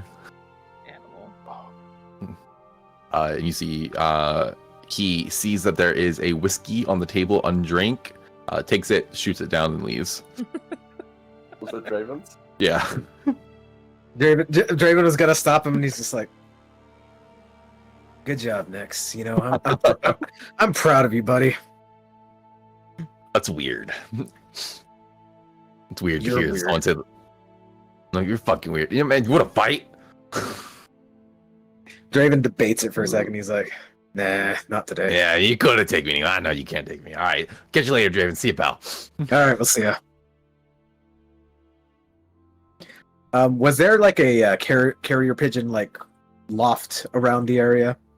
There is when we one walked- in the area. Yeah, there's. I mean, not like right next door or anything, but Right, yeah, right. with reasonable distance. Yeah. Okay. As we're kind of just like chilling around, Draven's going to write a letter for his dear mama, and see if they can meet at some point in the near future. He will also include his new address. Oh, great. Okay. Yeah, and you know, I don't like pigeons. Let's say they're like ravens. That sounds way cooler. All right, carrier raven. A carrier raven.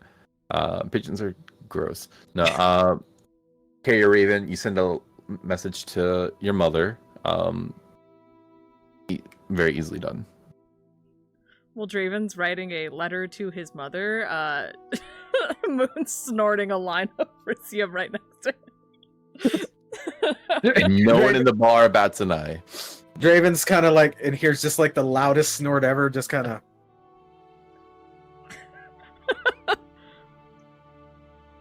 Making our parents proud. I think the theme of this campaign is going to be family. So you do your Rizzium.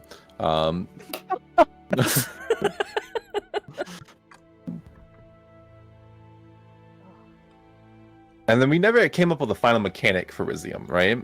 Mm-hmm.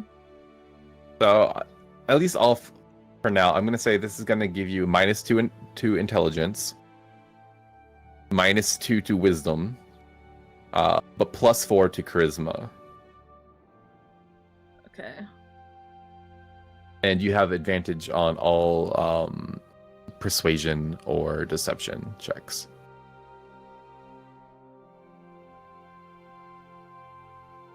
Okay. I guess they're all charisma checks. That just is smoother. So you have advantage on all charisma checks. How fast does this kick in? For you, it takes a minute to kick in. You have a bit of a build up, but you can expect to feel the effects in about 10-15 minutes, probably. I want to be chatting to Moon, and then his like pupils like, whoa, mid conversation.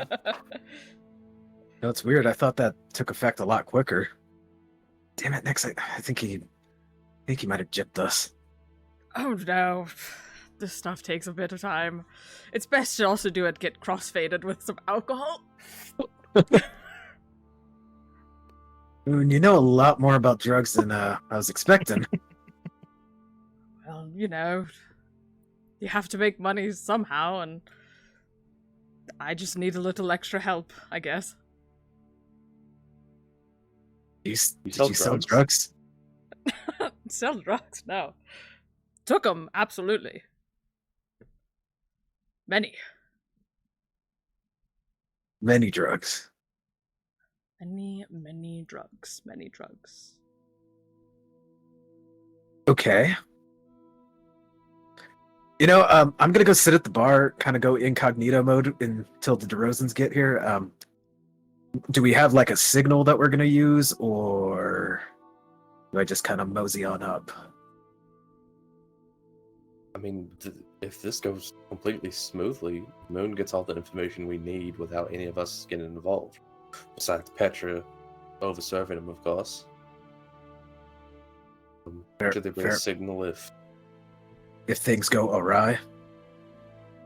Well, I'm kind of only needed if a fight breaks out. Literally in any other capacity, I am of no use to this operation. Draven could be signaled over if perhaps our terms of persuasion needed to be a bit more forceful. I like it. So you guys can come up with a signal. My signal will be if punches start getting thrown. All right, I like it. Moon, what's the signal? I feel like your eyes start dilating as I'm asking this question. It's a signal. What? I don't know. Something cheeky, I guess. What do you think? I don't know, Moon. Like, just like, I don't know, flip off, like lift your hand up in the air and flip off somebody, I guess. You know what? Flip off me. If things go like shit sideways, just flip me off. I'll come running. I'll try to remember that. Okay. I'm going to the bar. We should have came up with a plan before we did all the fucking drugs. God damn it. Too late for that now. And Draven stands up and he's gonna go sit at the bar, chat up with the barkeeper, and just kind of shoot the shit until the DeRozans get here. Yeah, you try to talk with him, and it's like intermittent conversations. Like, as a customer, he tries to give you his attention and talks to you a bit, and then just blah blah blah. Up, then he has to go. Then he has to go. Then he has to go, and he comes back and forth. Yeah, and Draven's not gonna be a hard ass about it. He knows, so he's just gonna like casually talk to him. It's kind of the opposite of Moon's sister, who catches everybody on the way to do the task. They do the task and come back to you. But it doesn't take too long. I guess, Petra, at this point, you kind of start going behind the bar, passing out drinks and stuff. Petra has gotten her own apron that she keeps with her at all times. It says "Best Mom" on it. And she is going to like tell Wolfgar to like stay behind the bar. She'll run everything. He just needs to make everything. And she uses kind of a telepathy with him, so that like she doesn't have to yell out across the bar. She just looks at him. He hears the order in his head, so nothing gets like lost over the noise of the bar that I'm sure is going to be quite loud during happy hour. Great, yeah. Yeah, I think he's like thrown off at first by the fact you're talking in his head, but doesn't give a fuck when he realizes how effective it is in communicating in this bar and getting the drinks out. So yeah, you see Olgar just enters bartender mode. Those like long like limbs is kind of reaching out, grabbing everything. Like Spirited Away, like the dude at the control center, like he starts reaching for things, making all the drinks, passing them over, sliding them across the bar, handing them to you. Just in full go mode. And it doesn't take too long for you to see Draven, who you know is Garv DeRozan, this absolute fucking brick house orc dude. Just comes in, no shirt, no care. The word DeRozan like tattooed across his chest. With his little posse of other DeRozan family members, which for the most part are of orcish heritage, anywhere from like just a little bit of orc blood in there to like full orcs. Though not exclusively. He rolls deep with a posse of like 10 or so. They all have their own private table that they go to in the back. It seems like it's kind of reserved for them. Take a seat. And it's up to you. How do you all proceed? Like Hazel said, she's useless in this whole like social aspect of this kind of mission. So I think she will find like a corner booth and like be like pull her green cloak up and be like every edgy character in chapter 2 of a fantasy novel that they meet at the bar after leaving their village, and she's just like kind of post up in the corner. Exactly like that. Draven looks over. He's like, "Fuck." Too cliche. All right. So Hazel's posted up. Moon's gonna wait till they drink like a bit more. He's not gonna approach them right away. He will take his hair down out of the ponytail, and then he'll take off his like overshirt that he has, which he is wearing like a white sleeveless tunic underneath it. He doesn't have really anything else to make him look better than that, so he's just gonna rely on his natural good looks. But he'll kind of wander around the bar a bit. Are they like really isolated, or are they like just on their own table? They just have like their own table. It's not like the VIP area or anything like that. It's not that kind of establishment. They're not like in a different floor or anything. It's just they have like a corner that's kind of where they usually sit, that's kept open for them when they come. Yeah, he'll kind of like just try to passing by a few times to see if he overhears anything in particular, if they're talking about, they seem like they're talking about something serious, or if they're just, you know, chopping it up. Yeah, for the most part, you get the vibe, at least for now, that they're just kind of shooting the shit. Nothing too serious is coming up. Especially, yeah, like libations have not been had in excess at this point, but the drinks do start getting ordered. They get like several like gallon pitchers of ale just like being delivered in mass, and they just start going, taking it down. Petra, you're the one, I suppose, running it to them. And as you do so, you actually have Garv look at you like, "Best mom, huh? I never seen you around here. Who are you, mom?" Well, I'm your mama tonight. That's all you need to know. Yeah, well, my mama never really treated me right, so hopefully you'll do better than she did, huh? I tussle his hair and give him a kiss on the forehead. And put a Werther's original down on the table. Roll me persuasion. I was really prepared for you to say with disadvantage. No, I almost said with advantage, actually. That's only an 11. 11. It doesn't change his entire demeanor, but you see as you tussle his hair, he's like, "Oh, okay, this is what motherly affection is like." Okay. Oh, all right. Well, hey, if you do good tonight, there's a good tip in this for you. Okay. I hope so. Keep running them drinks. Yeah, we pay well. DeRozans. Kind of just shows off that dude DeRozans. Oh, that's very cool. Yeah, right? Yeah, no, right? You gotta represent your squad. You gotta represent Yes, your yes. people. So fucking stupid. But yeah, keep the drinks coming, Mom, alright? Yeah, I'll get the drinks, I'll flow them all night. And she immediately goes back to the bar. And they're just kind of going off. I don't know who Garv is, by the way. Like, I don't know as- which one out of the 10 orcs or half orcs were Garv. You said you were kind of like gumming around and like Yeah. not Draven without like not looking. He's like the dumbass in the middle with the tattoo.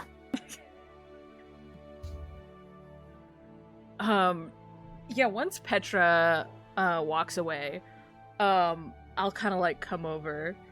Oh, did you get a chance to meet Mom? Just kind of addressing yeah. the whole table. You see they'll like, oh yeah, we just met Mom, and Garv speaks up. Oh, she's great. Give me candy. Toss my hair. That's a real mom. I don't know what the. Yeah, a real mom. This is my first time coming here. Do you know if she works here regularly? Never seen it before. Not once in my life, actually. But hey, if this is the direction this establishment is going in, I don't mind. Better than that one dude just running around like a fucking, chicken with his head cut off. Yeah, I feel just a little bad for him, It's good that he has support now, especially from a mother. Again, I don't know what kind of vibe they're going for, but I'm about it. Yeah, who the fuck are you? My name is Moon. Sorry, am I interrupting your little party here? I hope I'm not imposing. No, I've just never seen you in here before, and that always strikes me as odd when people come talk to me I ain't never fucking met before. You can understand why that puts me on edge, actually. Well, I mean, you have such a charming face. You don't have strangers coming up to you often? I mean, you got that, you're right about that. I am the talk of the town.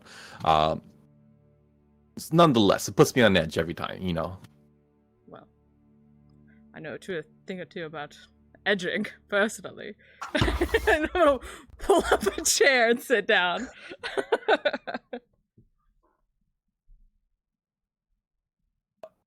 Edging, what is that exactly?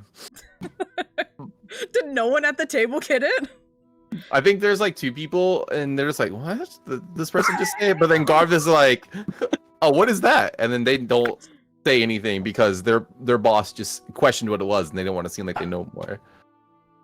Oh, you don't have to worry about it. It's just a silly little joke. Do you mind if I sit here with you? I can order us a round of drinks. Just kind of narrows their eyes at you. What are you playing at here, huh? I don't know. I like making friends. It's this kind of thing, huh? It's a business deal, huh? Is that what you're trying to do? You're trying to make you know who I am? You're trying to make a deal with the DeRozans? I don't know if that's quite my angle. No, I quite like big men, if you will. And I like talking to them, especially over drinks. I'm just gonna roll an intelligence check for Garv. Roll for sexual orientation. No, not sexual orientation, just intelligence. If he just picks up what you're putting down.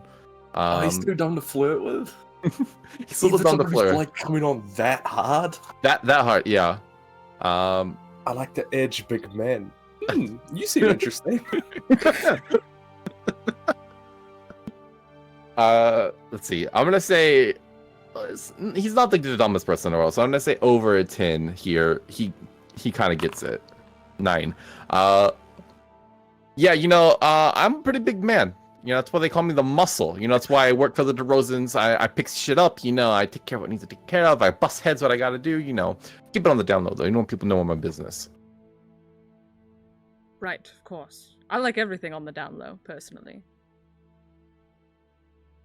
I think at that, there's one person at the table that just leans over at the guard, is like, hey, this is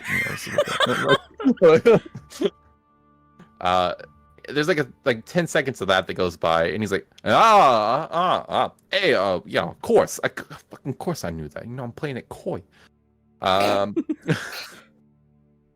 Yeah. So, but no, yeah, if you want to talk, that's totally fine. Yeah. You know, I'm an important member in the family, so if you want to go have a conversation with a man like me, a big man like me, you know, we could do that. You want to go get a table, just the two of us? Absolutely, I'd be charmed. What else Right. left?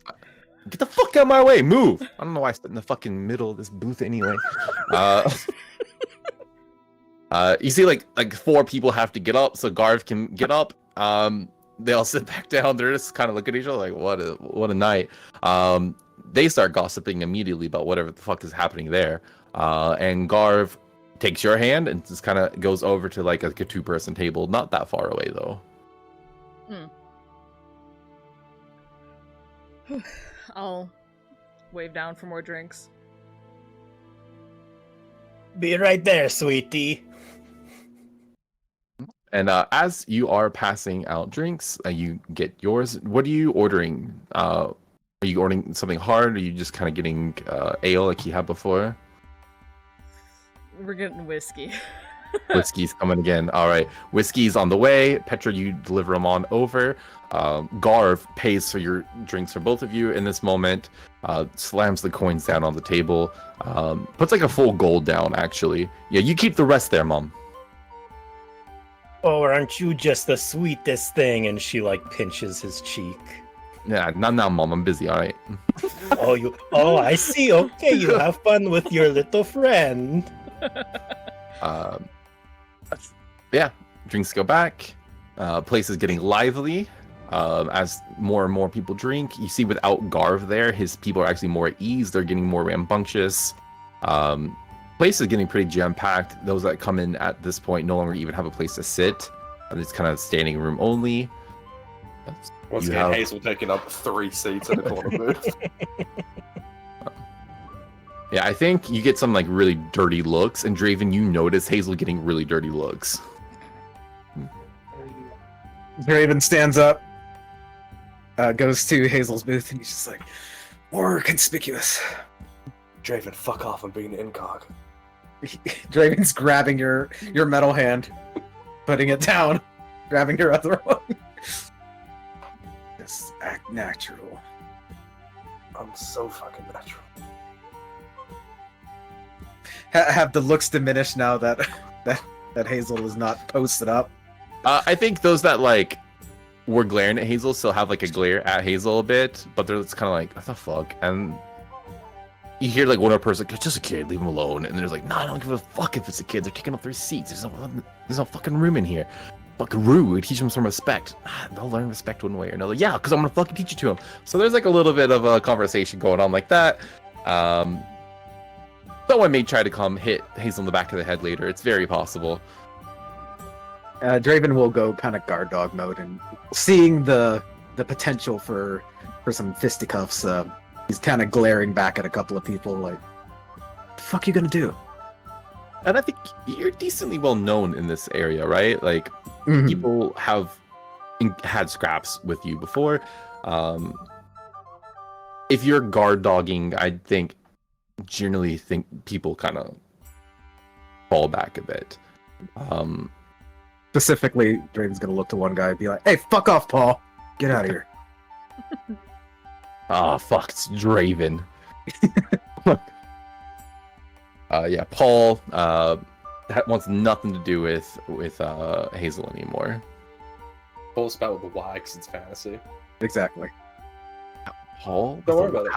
Don't worry about it. P-Y-A-L? Pyol? I have no idea. I'm worried about it now because this is a canon character. Paul lives. Paul is a dwarf, and they are in one of the crime families, and they once got stopped by Draven when they were trying to steal candy from a child, and that wasn't cool. Specifically a Werther's original. That's what put him over the edge. Truly, they're ubiquitous suddenly within this society. They are truly dominating the market. Hey, the Werthers are nobles, right? Where do you think all Yeah. that money came from? And that's just the original. They made it. It's no one else. I can't wait till session 20 when we have to infiltrate the Werther's factory. That's my favorite part of DMing is when you just have an off thing like that and it becomes a major plot point. Because it is canon that the Werthers are nobles in the city now. But yeah, you guys are doing your thing. They're kind of laying low. Petra's running the bar, but we have Moon, who is all rizzed up with Garv. Yeah, I think for the first bit of sitting there, the mission is to try and get him drunk as much as he can by talking. Like, he's gonna talk like nothing, pretty much. Yeah. Like, he's just talking about anything around. Like, look at that person's face. Don't they look stupid? Kind of stuff or whatever. Like, nonsense kind of conversations, while also trying to get him to drink as much as possible. But he's also personally not trying to drink as much and hoping it's not noticed. Yeah, I would say go ahead and roll me a wisdom saving throw. Our first saving throw of the campaign. And this is to resist the desire to drink, actually, because you know it's not the best idea. Yeah. What's the this DC normal? at 10 on this? Yeah, just normal wisdom saving throw. And remember, your wisdom is reduced by 1 point. It's so the actual stats are reduced by. Yeah, so by two. Sorry, yeah, by 2. But like, I assume that'll just change your modifier by 1, right? Oh no. Okay, and that is enough to. You have a problem, Moon. And you know it's not a good idea to drink, and you're trying to pace yourself. You don't even like the taste of this whiskey, but while you are all rizzed up like you are, it just goes down smooth. And your body starts to kind of crave the feeling that it's producing at the moment. Whoops. Great. Well, And that is not to say you're going to become uncontrollably inebriated, but you are drinking. yeah.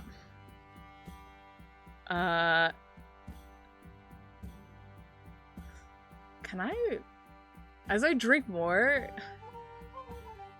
can I roll to see if he loses the plot? Like, is he gonna like forget what he's doing? Let's call that an intelligence saving throw, also of 10.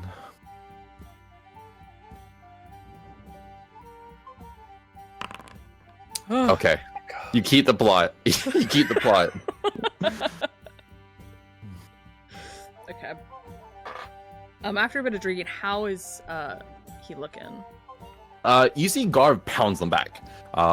It just kind of gets sloppy. Most of what Garv says is like self-aggrandizing, like I'm so fucking great. You could tell he's very it doesn't take a psychology degree to see that he's overcompensating for a lot of things in his life.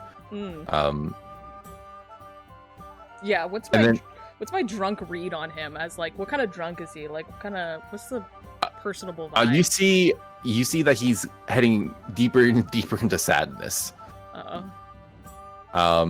Especially as like Petra keeps bringing the drinks over, and he's like, you know what, mom, you're my new mom, okay? Like, my old mom was nothing, but you're like a great mom. You bring me drinks. My mom never gave me anything to drink, so she said, go drink from the well if you're thirsty. I never have fucking anything from her. You can come visit me here anytime, sweetheart. Are you gonna be here often? Cause like I'm here like every night, and I've never seen you before. I work part-time right now. Okay, great. But you know, when you come here, I'm gonna tip you so much. You're the best mom I've ever had. I'm gonna be here a lot then. Oh my god, great. That's great. Give me more drinks, Mom, because you're so good at it. Yes, of course.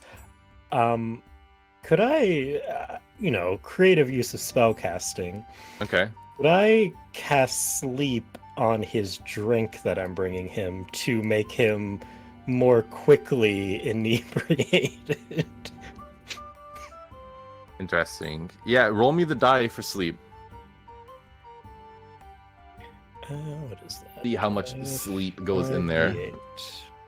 I like the use of that. Oh shit, 29. 29. Let me see just like a Almost normal every orc has. Not 29. I don't think 29 for sure, yeah. But you're not just trying to knock him out, right? No. I want to get him like drunker quicker, drunker faster than Moon is getting drunk, so that Moon can do the job. Pedro has Baseline orc. I very quickly realized that there is like a time limit on this mission now. I got the drug him. I said I would drug him. I was like looking at like default monsters in here. Like default orc has like 15 HP, but orc war chief has like 93, and he's probably somewhere between the two. I said he's a mid boss, so yeah, that's probably enough to like get a little drowsy in him. You see his eyes start getting a little heavy as you're talking to him, Moon, and he's like, so like, oh, what's your deal anyway? You know, like. Oh, yeah, you know, I usually don't go to places like this, but my sister recently went missing, and I don't know. I just miss her so much. So sad. Oh my god, like, family's everything, right? Like, the Rosens, like, family's everything. And, like, I couldn't imagine if, like, my brother went missing. Like, I'd probably get a promotion if he did, but, like, you know, like, I still wouldn't want it to happen, probably. Yeah. That's terrible.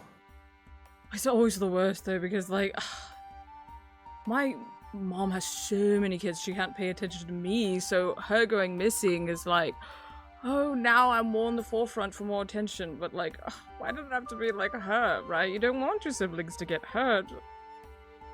Oh my god, I, like, relate to you, like, so fucking much. Like, you don't understand. Like, I relate to you so fucking much right now. Like, my mom, like, I have, like, not that many brothers and sisters. I actually just have one brother, but he got all the attention, right? So, like, he went missing. Like, maybe I would get more, and maybe my mom would love me. But it's fun because I have a new mom now. She's a really great mom, isn't she? She's way better than my mom. Way better than my mom. We should make her our best mom award.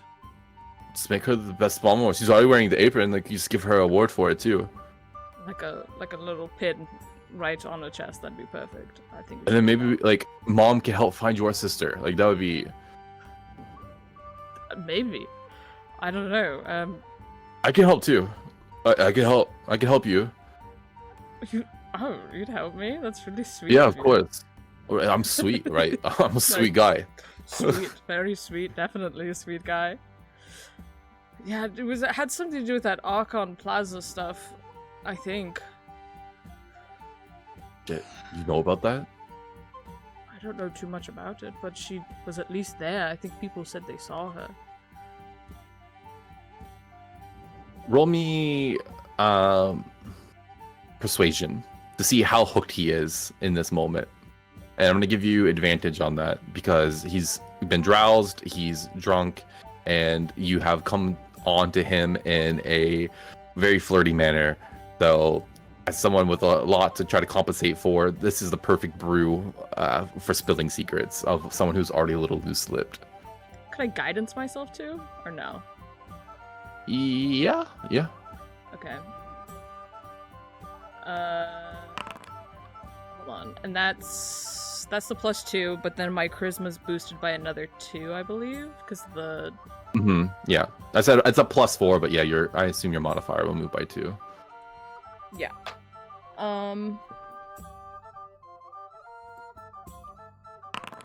Plus another 3 on top of that.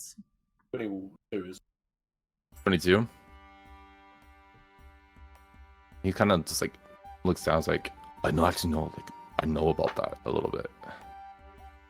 Do you know Yeah, about it? I do. I may have even like met who your sister was if she was part of that. It's not fucking crazy. Like, we're like bonded already. Oh my God. She would have looked like almost exactly like me, actually. Oh my god. I think I know. I think I met her. Oh my god. She was like, oh, she had like a thing on, and she was like had the long hair and like. Yeah, it's kind of like oh my a weird god. Twin thing we got going on. Oh my god, that I'm we like, look similar. oh my god, I'm seeing double. Oh my god, I did not realize this. Holy shit, she was with like the second to last group to go. second group? Yeah, like there's groups, right? That's been disappearing. Oh yeah, there's been lots of disappearances. All of Yeah, right. Yeah. Is it? She was in the same group as like the dude from like our family. Like he's trying to like be a part of the drill. That's why I felt bad because like he also went missing. There was a kid who was part of your family that went there. Yeah, I was so surprised to see him on that mission. Actually, it was fucking wild. Yeah, wild.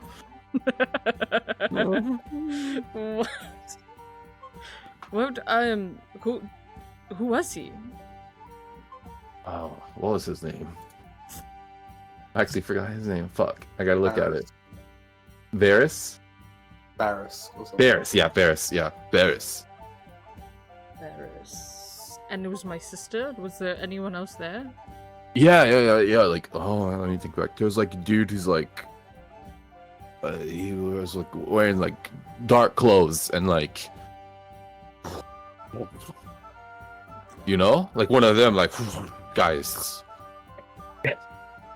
Draven's been watching. Can I gauge anything from his wild hand motions? Yeah, I think so. I think you instantly, if you're listening, you pick up on that. Like, like his, like hair is not like I have like a luscious head of hair. Like he didn't have that. It was instead like on fire. Oh my! It was on fire. Basically. Do you think it like get stronger the more he drank? Do you think it like it'd go? I never drink with him. I don't know. I have no fucking clue. I have no fucking clue about that. Why the fuck would I know about that? I don't know. You look smart. That's true. I'm so smart. I could, maybe it does happen actually. But yeah, no, there was that one, and there's like a little one, like she had like flowers in her hair and shit, and she's. There's like another little one too. They were all like dressed in white. I don't know. They look like they belonged there. Big old weird fucking hat, and they had like another little goblin or something like that. What was a goblin? Yeah, and then like I think there was like it's hard to remember. It's been so long now. Like a drow. I think there was a drow on top of that. I don't remember any of their names. And why were they gathering together like that? Yeah, they had to go steal something for the boss. This is standard stuff. Do you know if they made it out or what happened at all? I ain't seen no sins. No one ever sees the groups that go ever. Never come back. Do you think they're dead? Probably, yeah. It's the sad part. That's why I feel Don't guilty. say that. Oh shit, that's your sister! Oh my god, I'm sorry! I didn't mean... No, maybe she's alive! She's probably not. Maybe! Oh. I forgot we were talking about your sister. That's sad. At least your mom will love you more now.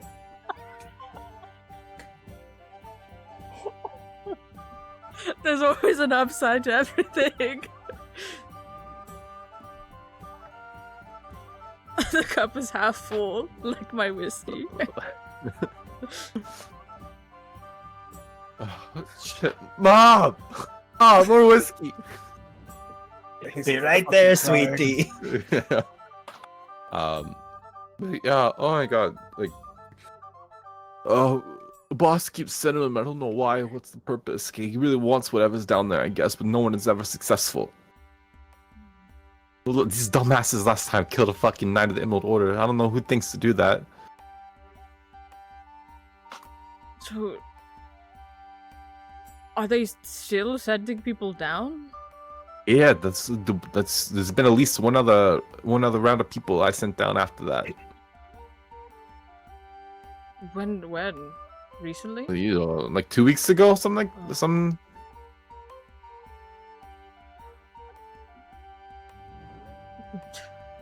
But you could not make that happen anymore, could you? Because you need your mom would be like mad, right? No, it's not my mom. It's my boss. A work thing. My brother, he's my boss too, which is fucked up. It's your brother who's doing it, and he's taking your No. mother's love. No, No. What is the family tree? I don't know how much of it's his idea. I think it's the boss's idea. Who's your boss? Legazi the Rosen. Do I never recognize these names at all? I don't know what I'd know about the DeRozans, let alone I don't know. I Legazi. think based off of what's happened so far, the conversation so far, you really don't know who Legazi DeRozan is. Do you like Legazi? He's alright. I don't know. He's fucking... No, never mind. I can't say that. No. I love the man. He's the patriarch of my family. Nothing but love for him. I can understand that. I really can. Do you wanna maybe find a room somewhere? Yeah, let's fuck. You see, stands up.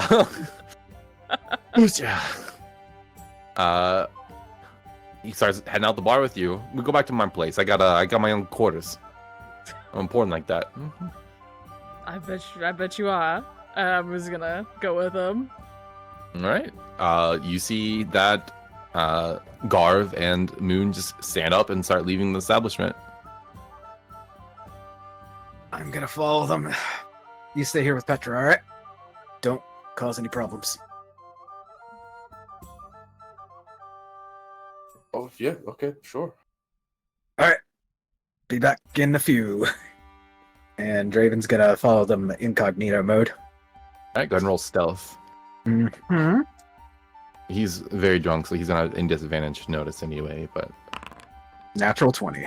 oh, and I got a natural 3 on my die, so does not recognize you're there at all. Moon probably doesn't either, unless you specifically want him to. If Moon's looking around, Draven would be like,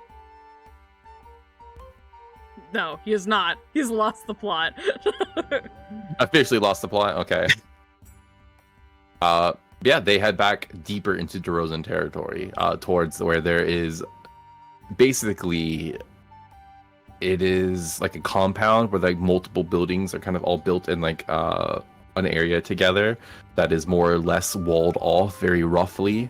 And you see Garv kind of like there's like a blatantly a guard that Garv goes by, just like gives a hand wave. They don't really say anything to him as he goes by. Whoever his guest is, that's whatever. They're with Garv. No problem. Does command a certain level of respect around here. And starts heading back to like essentially like a little standalone building. It's like when your parents have like what do they call it? Like the guest house specifically, like off like in the yard of the main house. So it's like a little guest house that he kind of rules the roost at.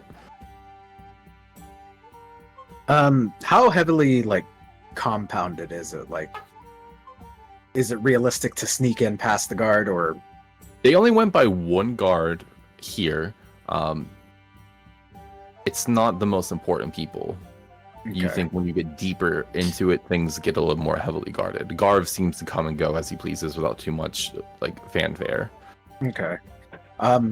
If it looks like it's going to be too much trouble, Draven will kind of like keep around where the first guard is. If he happens to move out of the way during his night, he'll try and sneak in if possible. But if not, then he'll just kind of stay in the vicinity. You feel pretty well, and you got on a nat 20 stealth check. You could get past this guard for sure. You just wait Okay. for a moment. They're looking the other way, and slip behind. It's not the most heavily guarded part of this area. In that case, he will sneak in and kind of keep an eye on Moon. I don't know. You want to keep an eye on this. He doesn't know that what's happening yet. Yeah. Anything specific other than what's being alluded to at this point happening as you enter Garv's residence here? I think you'd only like remember to ask 2 more things while walking, which would be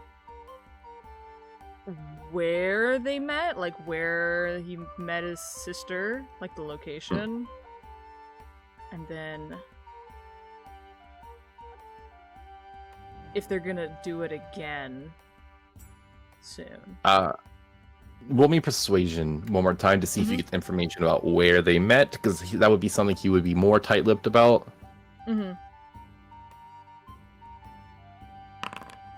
That's like a 22 or something. Over 20 though? Okay. Yes. Yeah. Oh, yeah. Like there's like this like fish shack. I ain't gonna tell you exactly where it's at, but we got a fish shack we go to. It smells fucking awful there, but no one ever goes in because it smells so bad. So we have our meetings there. We're gonna move places soon enough, but this has been serving our purposes for a while. Yeah, but yeah, I imagine unless they succeed getting Legazi what he wants, then you can keep sending them in there. Some fortunate souls that keep going and keep not coming back, but not even in charge of that. I just am the one who gives them the information and sends them off. You know. I think it'd be funnier if he was saying this and then I just pulled out his pants or something. Like it was at his place. Yeah, I don't know. I don't really know about it. It's the fish shack. It smells terrible. Cut from that. Draven, you're outside. At some point during the night, Draven kind of peek up and he's like, and he just kind of like does the college dorm sit and just kind of, is sitting outside the building. Yeah, but you make sure like nothing bad befalls Moon, nothing worse than what is happening, and then we go back to Hazel and Petra. Very important question. Did Garv keep his word? Did he leave me a big tip? He would have, yes. You can roll me. He's very inebriated right now. Roll me a d10, the /R1 d10, and that's how many gold pieces he leaves.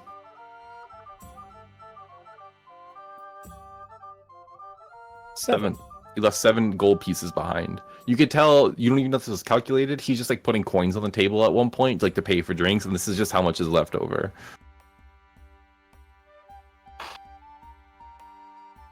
Good night.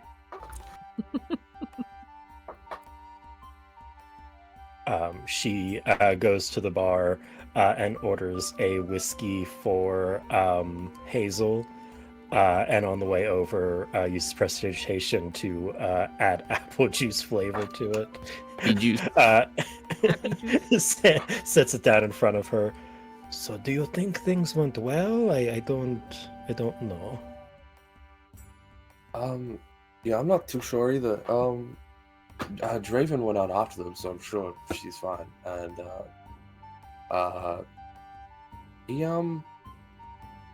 he looked like he was having fun. Moon. He looked like he was enjoying himself, so I'm sure whatever he's doing, he's having a great time. Cut to Draven just. Speaking of fun, are you getting a little drunk? No? Alright. Do you want like a bread bowl or something? Maybe. Okay, Can I have a bread bowl but no soup, but then another bread bowl in the bread bowl? Yes. I'll make it happen. For you. Fuck yeah.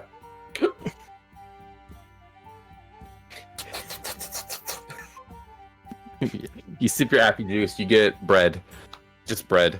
I think if the night goes on, like, because if Draven and Moon like don't return, and like Petra and Hazel just kind of get the run of this bar for the rest of the night, I think the drunker she gets, Hazel's gonna start like kind of doing laps of the bar, but like aggressively pushing her way through people, like almost looking for shit. Interesting. Roll me intimidation. This is like as a vibe to like how people are interpreting you. 4. Okay. You go through and you just like bumping into people, right? I think it doesn't take anyone very long to just try to mollyrock you off rip. Yeah, Was as it soon Paul? as she gets dick, I think. Yeah, like, Paul notices Draven's not there anymore and gets real fucking uppity. Yeah. Where does she get hit? Like just like sucker punch from behind? Yeah, I said Paul's a dwarf, I said, right? So I think you feel like your kneecap just completely give way. I think she's gonna turn around and like smile and just full metal gauntlet prosthetic arm, whack, just like crack him. Roll to hit. Fuck yeah. I'm gonna say Paul has an AC of 12. I cannot roll unarmed striked because I'm not on the map. Oh, awkward. I can throw you there. Bam.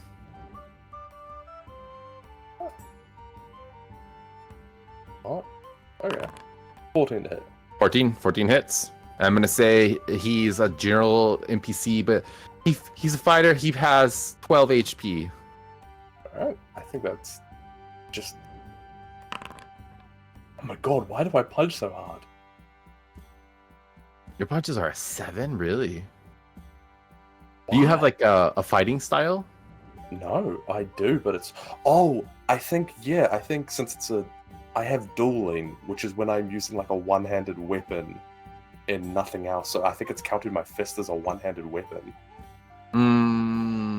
Could be. That is up to you to next that, because Fuck it. without that, You it'd be punch him for a 7. I'll look into that later. You punch him for a 7. Well, also, it's the gauntleted hand, so we can Yeah. like, hand wave that away. So that's what. Yeah, It's sheer metal goes into his busted ass dwarven face. It's gonna try to swing back at you.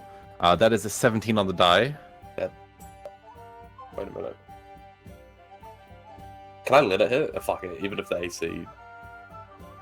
Well, let's say he has a +2, so 19. What the 19 hits, 19 will hit. All right, and that's just 3 straight damage, just bludgeoning. Alright, perfect. So just Yeah. Again, it gets hit in the face by the gauntlet. You hear the whole crowd starts going like, "Oh, fight!" Like it's a fucking schoolyard. People just kind of go around. You see Garv's crew like gets up from their tables, like, "Oh!" And yeah, you got hit. Your turn.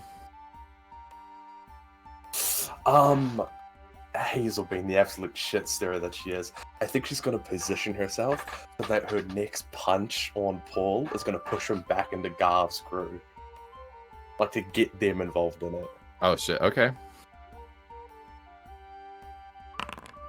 20. That's a 20 to hit. 20 hits. Go ahead, roll your. Or it's just gonna be 7 again, right? Even every time. And I said 14 damage. So that's you. Again, hit them so hard. Paul just goes flying back into Garv's group, unconscious, and so they're just like full dead weight into one of Garv's people. I'm just gonna roll like a strength save. That's a 5 on the die. So you see they like totally fall backwards completely, like on the ground, like on their ass, which makes the other 9 of them like, "Oh, hey, watch what the fuck you doing? Hey, what the fuck you think you're doing, girl?" And they all just start coming up in your business. We do not have to like combat this in dice. She is absolutely going to start swinging on all of them, but we can just fast forward this and assumingly she gets the shit kicked out of her and wakes up in an alley, unless they intend to fully kill me. Hey, you never know. There's a 1% chance they try to kill you. Let's do this. I'm gonna. If it's a 1, they actually kill you. So we'll see. You just started a fight with 9 gang members of the gang that you're in the territory of. So 9 of them come at you. You start swinging on them. There's a 1% chance you die. You don't, luckily. They do absolutely kick your ass, though. You are black and blue. You feel that your good arm is like dislocated. At least a couple of your ribs are fractured, and you are thrown in an alley beside the bar. Cool. Orcless and Orcish endurance, I think is what the ability is called. So I think she gets thrown into like a dumpster and then just like back to 1 hit point, and then just kind of with a smile on her face stumbles out of the bar. Yeah, you got what you were looking for. Apparently, Petra, you saw Hazel just absolutely get the shit kicked out of her. Like it's yeah. I think she was like, I'll be there in a second, as she's taking care of other customers, like fully intending to help, but there's just such a backlog of customers that she just never gets to Hazel. Work is important. She brings the bread bowl inside the bread bowl out to Hazel in the alleyway. Absolutely. Like lying in some fucking trash. Oh, it's full circle. You're just like back to this position again. That's what got you there in the first place. That's why Paul fucking kneecapped your ass. Did Nyx ever come back and tell us about a meeting with Nitha? No, he was given instructions to set a meeting at midnight. Oh, okay. At the Ugly Mug, so he just went off to set that up. It's getting late. Oh, we totally had another place to be. I will say that like if Moon is still going at it, if it gets closer to midnight, Draven will go to the meeting place. Can we get some con rolls? How long does this man last? Alright. He got a sleep put on him. Wendy, that's fair. Okay, so I'm gonna say he gets a +1 to this roll. He got whiskey dick for sure. Nice. 9 Not hours? the worst. No. Wait. It's a 1d20, 9. So like on a scale, that's like, you know, it's not the best. It's not the worst. You're right. He's got that whiskey dick going on a little bit. It's not anything. It's super impressive. We're talking like maybe 30 minutes. Like maybe 30 minutes. Maybe 30 minutes. That's with foreplay. Oh no. And then he's just out? He's just out. And at that point, yeah, he passes out. Draven's gonna peek in, see Moon looking none too pleased, and kind of like open and. I think I need to get dressed. Then I'll head out. All right. Draven takes off the duster and kind of like puts it over Moon as they make the walk of shame. Shame for you. I assume you guys attempt to reconvene though with those back at the bar. How far away would we be from the DeRozan complex to the other bar? I forget the Ugly Mug. That's like a totally different district, so you're a bit away, but it's like the next district over. So we're talking like maybe an hour. Okay, yeah, then we would reconvene if that was possible. Get back. Huh? I see Hazel. The fuck happened to you? I got the shit kicked out of me. Why? I don't know, drunk assholes. Fucking pricks. Were you the drunk asshole? Fuck you. I'm gonna take that as. Hey, Petra. Yeah, up 1 second. Be there in a second. Is Paul still laid out? Yeah, Paul doesn't have orcish endurance, so Draven looks over. Fucking Paul. I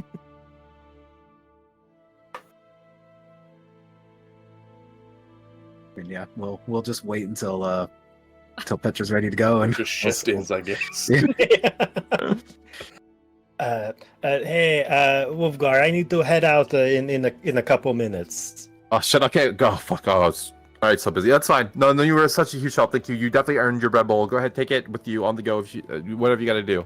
If you ever want to come back, you're more than welcome. You did a good job. Okay, thank you. Thank you. Bye. Got your bread bowl. You met up with everyone. Hazel, you have swelling in your entire body, and it is very difficult and hard to walk at the moment. I feel like she shoulder checks a wall to like put her arm back in place. All right, yeah, you pop it back. Doesn't heal the ribs though, unfortunately. I think you could shoulder check that away. Yeah. Yeah, you got a bit of a wobble going on, and the four of you start heading towards the spot where you will meet Nitha at the Ugly Mug, and I think that's a great break point. Yeah.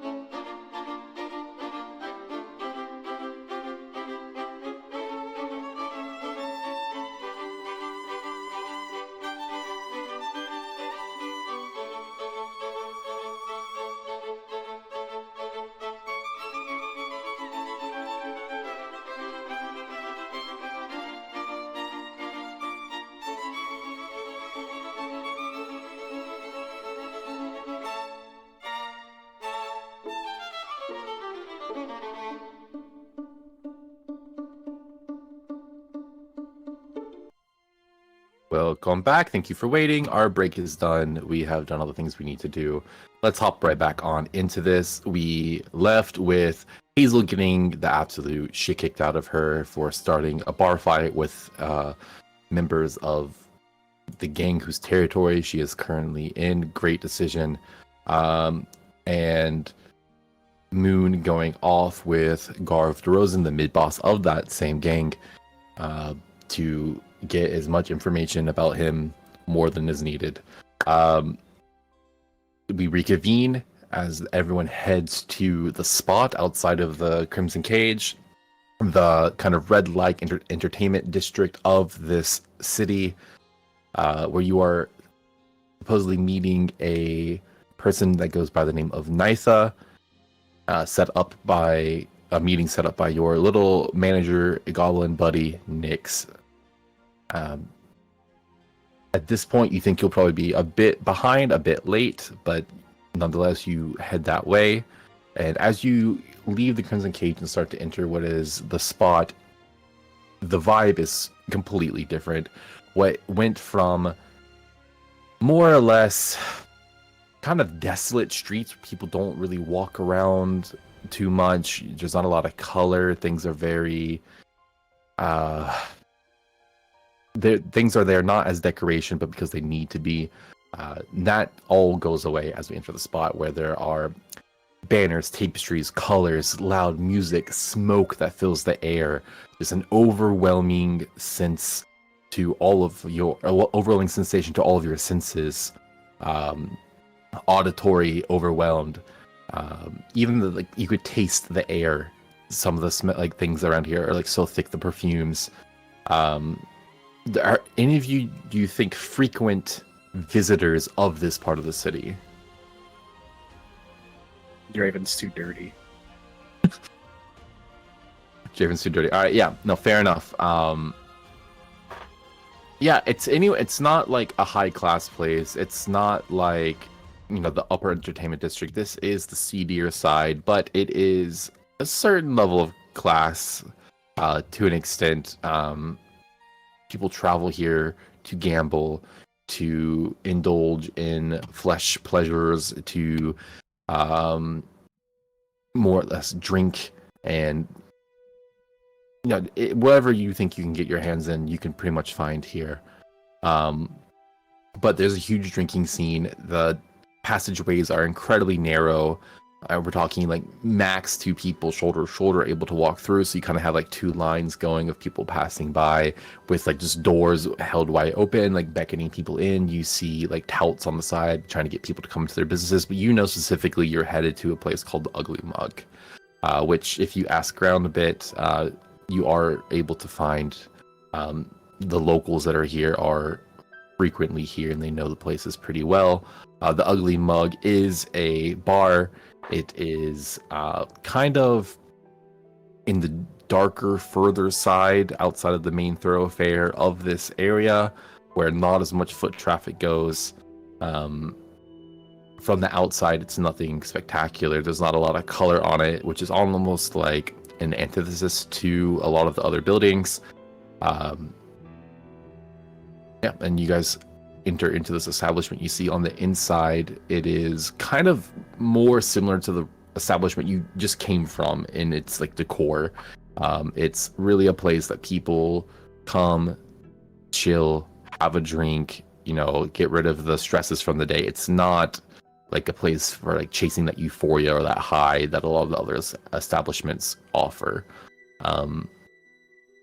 And it doesn't take long for you to notice the little goblin who is sitting there at a table with a tiefling woman with like dark midnight blue skin, kind of in like tight leather armor that's like black. You could tell just one look at her, especially Draven, like that type of person. You could tell immediately that she's in the business of unsavory task. And she's just sitting there having a drink with Nyx.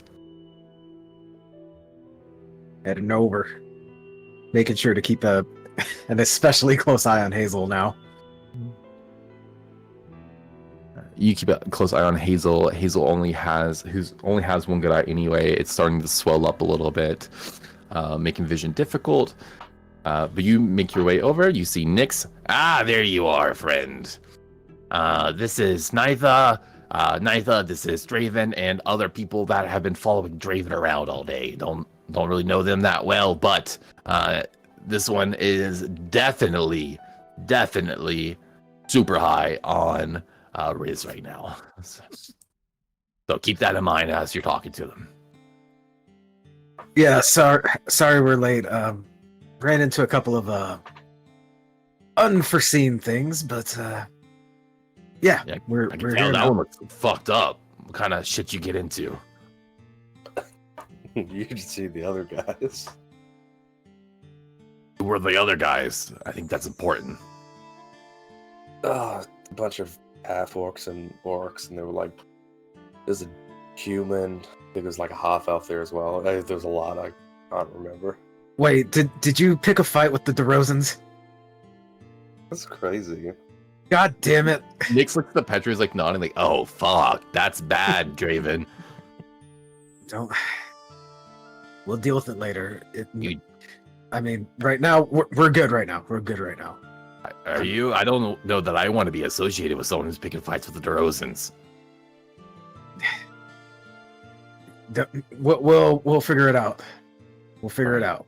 Well, I've done my part. I set up this meeting. Ninth, I'm going to leave it to you.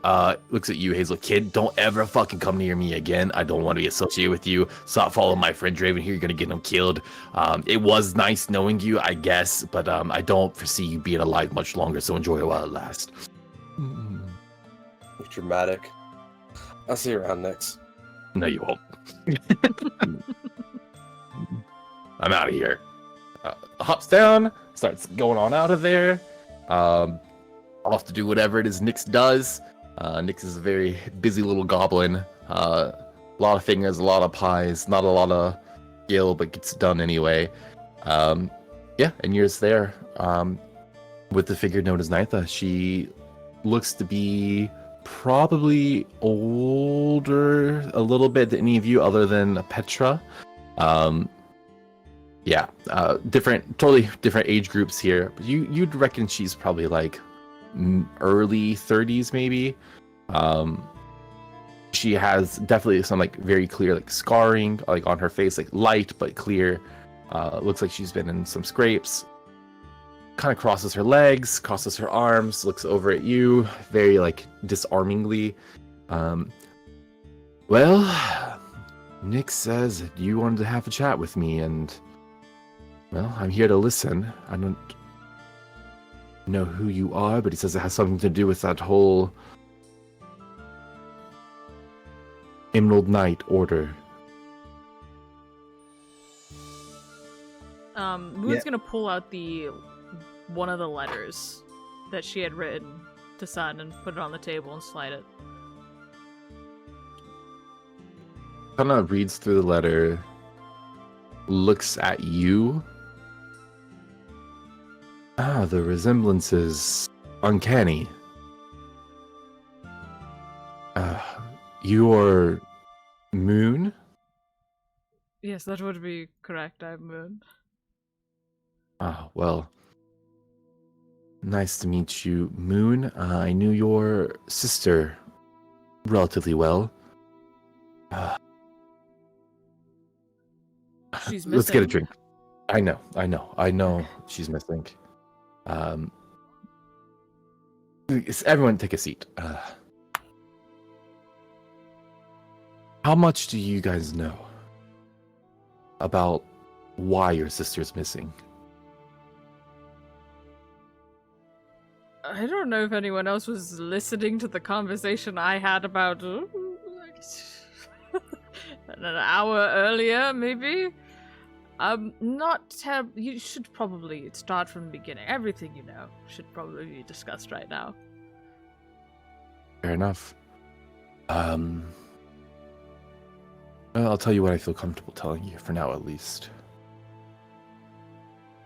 Your sister, what you saw in the letters that we wrote one another, your sister received a job looking into someone who went missing. Now, people going missing, it's not rare, especially nowadays. It's been happening more and more. But your sister, being who she was looking into it. Eventually, she reached out to me. I have some connections. I know some people. She wanted to get information on what seemed to be batches of people going missing at the same time. You know, usually about 6 at a time. And there's talkings about these meetings that were happening and people not ever returning from them. And as someone of a particular skill set, she asked me to infiltrate one of these meetings, take one of those spots, and figure out what was going on.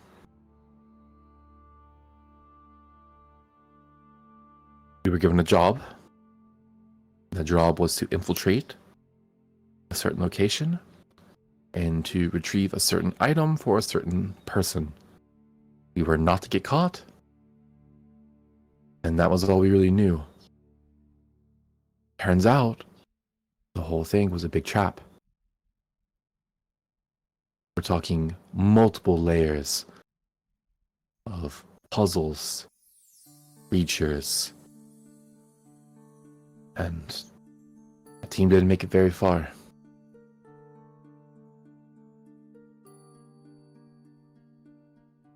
What was supposed to be a quick in and out job of a manor was a dungeon, a labyrinth of asinine, yet surprisingly difficult to figure out obstacles. All of the people I was with, my whole group, decimated. I nearly died myself.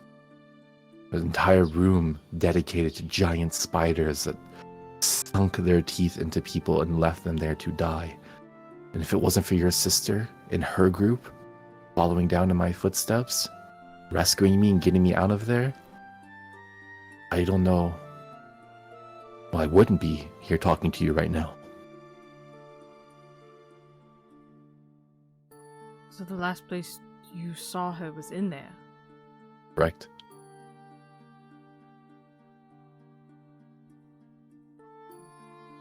What can you tell us about the rest of the group? The group she was with? Not much. She played it pretty coyly. We acted like we didn't know each other, as was common. As was common for us. We tried to keep our relationship discreet, but I got out of there as quickly as possible. I was on death's door. The spiders had injected some kind of venom into me, some kind of poison that kept me just barely alive. They could come and feast on me later, and I'm only lucky that it was the others who were eaten before I was. Out of curiosity, in that group that saved you, was there a fiery-looking guy with them? I believe so, yes. That son of a bitch. All right, cool. That's what that was. Oh, that's what you guys were doing. I thought so.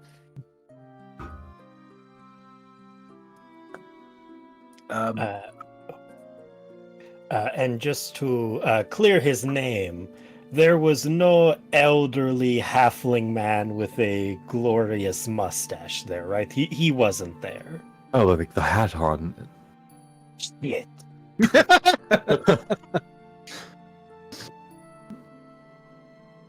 No, they all came in and destroyed the spiders. I assume they broke into the house and, they made it further than I did. I didn't bother to stay. Really a place of death that they entered, though.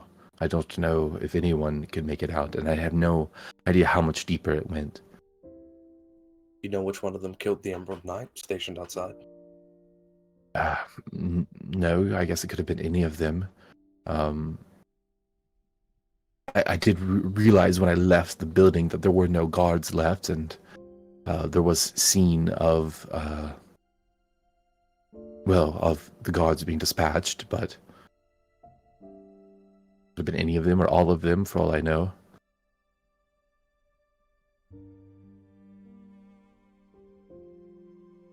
Did you learn anything else about why they're doing this? I'm not really sure. Well, as I said, it was to procure an object for a person. They must want it really bad, but they seem to be sending batches of groups of people down in there, and I wasn't the first, and well, clearly not the last, as your sister's group went in after me, but I don't know, something felt off about the whole thing. Do you happen to know who you were doing the job for, specifically?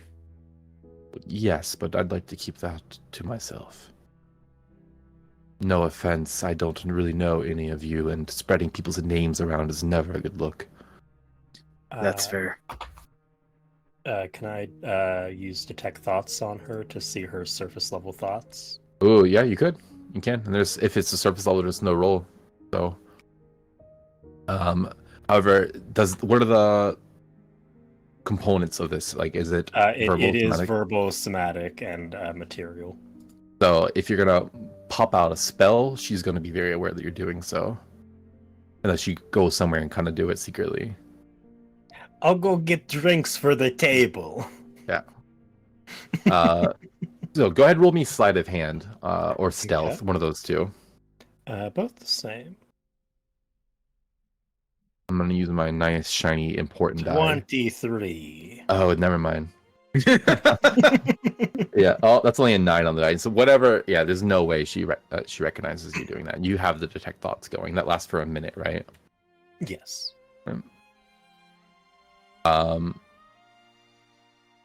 If you're looking for names, immediately pops up the DeRozan family. You guys already know who that's linked to. He doesn't want to say because that's bad practice in this line of business. You don't give out the names of your employers, no matter if it goes sideways or not. But she definitely immediately thinks of the DeRozans, and she thinks of Garv DeRozan being the person that spoke to her. Like, those familiar faces are going through her mind at the moment. But the detect thoughts is still up, so any questions that are asked, that you will still have that level of access for a moment. Well, we know exactly who, and I understand you want to keep your cards close to your chest. So, that being said, perhaps we can work together and look into why they're trying to get said items. You almost died doing that job for them, and we're looking for the people the group that saved you. So, the mutually beneficial alliance, I guess you could say. You immediately, Petra, get thoughts of Sun, Moon's sister that's gone missing, and there is a deep kinship there and like a strong feeling of like friendship and missing them. She looks towards Moon and says, "Listen, I'd be more than happy to help you find your sister and the rest of this group you're looking for, but I don't have as much information as you might want. I don't know the reasoning behind it, though I do suspect that it is in order for the Ghazi to make himself much more powerful." And you see she says the name at this point.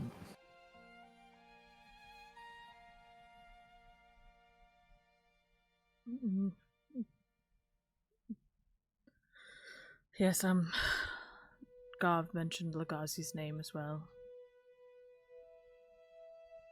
Multiple times. During. Yeah. Moon, when you say never mind, I don't want to know. Wait, I know I'm a little dusty, but tell me if this makes sense. We've talked to the guards, and more specifically the Emerald Order. They came off with the impression that the items were stolen and that the thief succeeded. And we've also been in contact with the DeRozan family, who are under the impression that every group that they have sent has failed in their endeavor. But also at the same time, if these groups keep failing and are captured, wouldn't that trace them back to the DeRozans? Yet they seem to have ample time to retry this heist.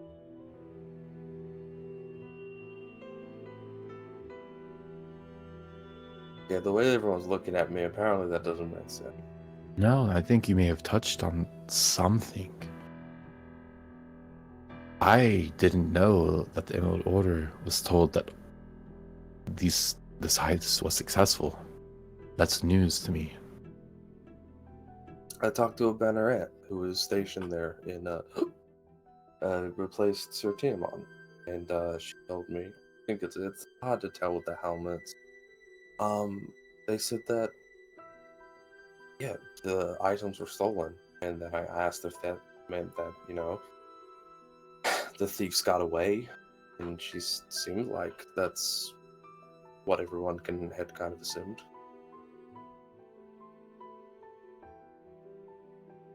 I will say you received information from Garv Moon just earlier that after your sister's group, there was at least one more group that went.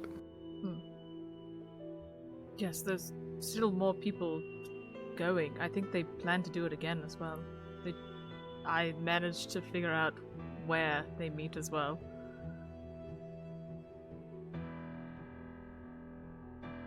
Check. So are we to assume that maybe the group that was sent in after our group, the group we're looking for, they succeeded, or is someone feeding the Emerald Order false information? I think whatever happened in that house, they're keeping secrets from either one or both sides of this thing, because seemingly on both the criminal and both the crown side, these people have seemingly vanished. Although the fact that it doesn't lead back to the DeRozans, in which I would assume it would, makes me think that they're somehow involved. Plus their name keeps coming up in all this. I think there's also... I think we have to go into the manor. Petra, this one doesn't taste like apple juice. Yes, I'll get that for you. While on the subject, what item were you sent to retrieve? Kind of looks around, making sure there's no one overhearing. Her lips way looser than they normally would be, but kind of disarmed. You can tell, especially you, Petra, from that detect thoughts by Moon's presence here. Like an amulet, essentially a green one. We weren't told what it did, but had serpents around it apparently, and we would recognize it when we saw it, but never got that far.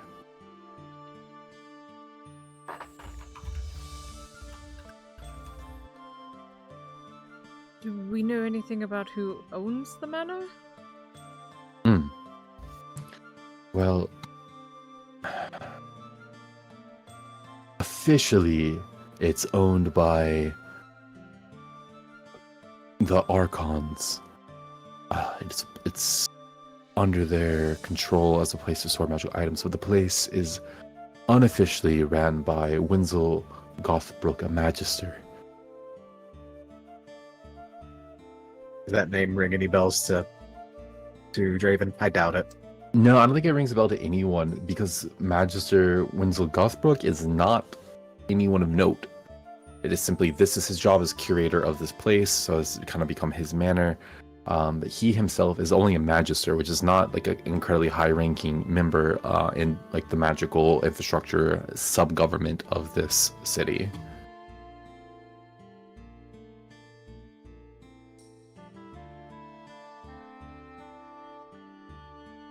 Well, I don't know if we should... If my sister couldn't make it out of there, I don't know if we can. Wouldn't recommend going in. I also don't think we should head in. I mean, if No. multiple groups have disappeared, I doubt we're going to have any better luck. Yeah, no offense to any of you, but I feel like I'm much more capably equipped to deal with this sort of thing than anyone else at this table, and I failed miserably. Well, we also know that the DeRozans are planning something, or actually we don't know shit. Nix was just kind of talking out of his ass. But we could keep an eye out for that. Additionally, I know everyone here seems pretty against taking a shot at the manor. But if we assume that they're going to send in another group, why don't we go in after them? Let them deal with the traps, the puzzles, the monsters, and we shadow them and find out what's really going on down there.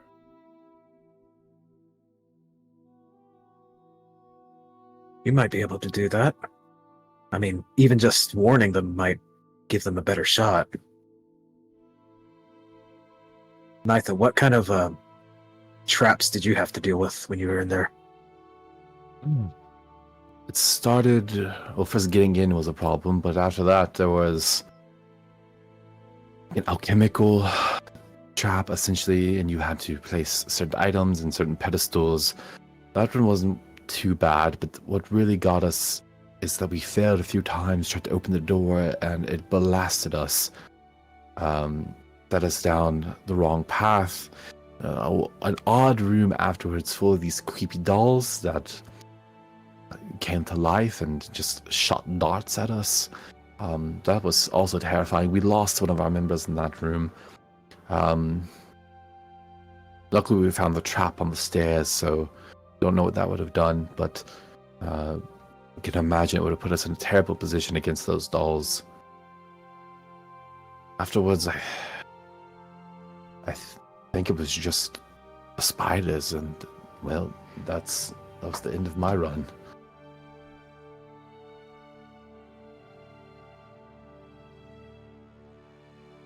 Perhaps we can try and stop the other group and at least warn them of what's ahead up until the spider room. That being said, Hazel, we might want to prepare for the idea that the next group going in may not be the best kind of people. They may attack the guards like the previous one did. It doesn't sound like any of these people are good people. Killed Sir Tiamat.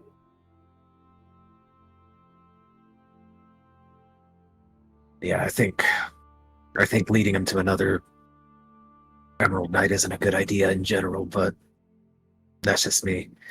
That being said, in terms of this conflict and the DeRozans, I've sent a message to my mom, so hopefully she can shed some light on what's going on. Your mom's a DeRozan? Doesn't No. sound like you have any half-off in you. No, she is not a DeRozan. Let's just say she's influential. What was your last name again?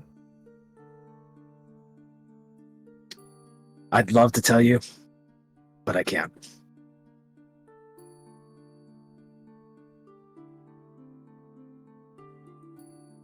I don't like the idea of going in after them, if I'm going to be 100% honest. I think I'd rather wait outside and wait to see if they come out. Or if they just disappear in there forever. Also not a bad idea. You know, Little Emerald, you have connections to the Order, right? Kind of. I'm kind of on the outs with them. It wouldn't be so bad if one of those knights took a venture down. They'd be, I think, more than formidable enough to deal with at least most of the things down there. That's also a possibility. We can give the Order what information we do have, and maybe they can launch an official investigation of the interior of the manor. They do love to disrupt mages whenever they get a chance to. Fuck yeah. Sure, I'm down to kick some mage's ass. Yeah. I'll let just the car know. We can organize something. I'll be let back into the group, even though I can't cast magic. That's troublesome for you. I've got enough shit from the other nights. I don't need shit from you. Of course. Sorry, this one's had a lot to drink tonight, apparently, and has been causing a bit of trouble. I can't feel my right arm. Is that the prosthetic one? You don't have a right arm. Oh shit.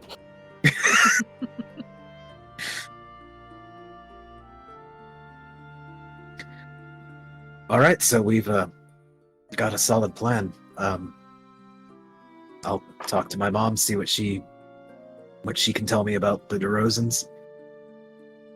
Hazel, you can get with the Order, and we'll see what we can do from there.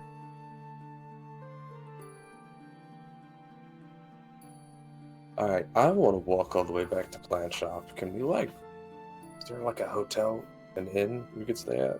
There's a lot of places to stay around here, honey. I want another bread bowl. Are you really alright bringing a child around this kind of thing? We're interacting with very dangerous people, and they're already starting scraps with members of the DeRozan family. To go back to the little enclave, maybe they'll be safe, but walking around like this, they're gonna get a target on their back in no time. She's young, but she's got guts, so. Her guts are about to be spilled if she's not careful. That's what we're here for, right, guys?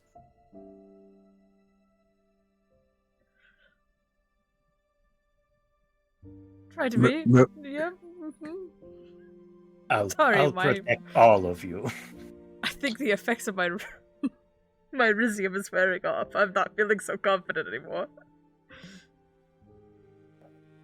Rizzium addiction is... You shouldn't touch the stuff. I don't have a problem at all. I mean, I was off of it for a long while. This is just a necessity. For a mission. A necessity for a mission, not in any other way. Right. Well, I won't pry too much. But listen, I'd be happy if you keep me clued in on whatever's going down. I'm pissed at whatever this is, and I don't like the fact that I nearly died for no good reason, and in seemingly what is a setup of some sort. So, if there is a chance to get my revenge and, well, take out whoever it is that did this to me, then I would be more than happy to play my part. I have a very particular set of skills, and I'd be more than happy to use them on your behalf. Yeah, we'll keep you clued in.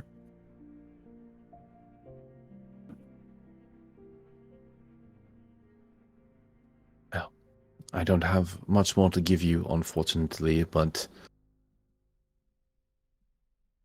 I wish you the best of luck. You can usually find me here. If you need to send me a raven, this is the place to send it. Sounds like a plan. And if you ever need to get in contact with me, you can always tell Nex. He runs around all over the place, so if you see him, yes, let him know. Little Goblin is very active. Yeah, he likes to keep busy. He's the luckiest creature I think I've ever had the unfortunate luck of meeting. Must be a siphon. Yeah, he'll do that.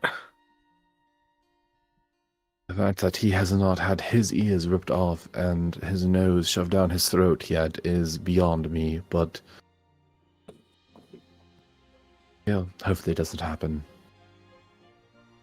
Typically, people down in the cage know that he hangs around with me, so they typically leave him alone. And you are? My name's Draven. You act as if you have some clout, yet I don't know who you are. We must run in very different circles. Something like that.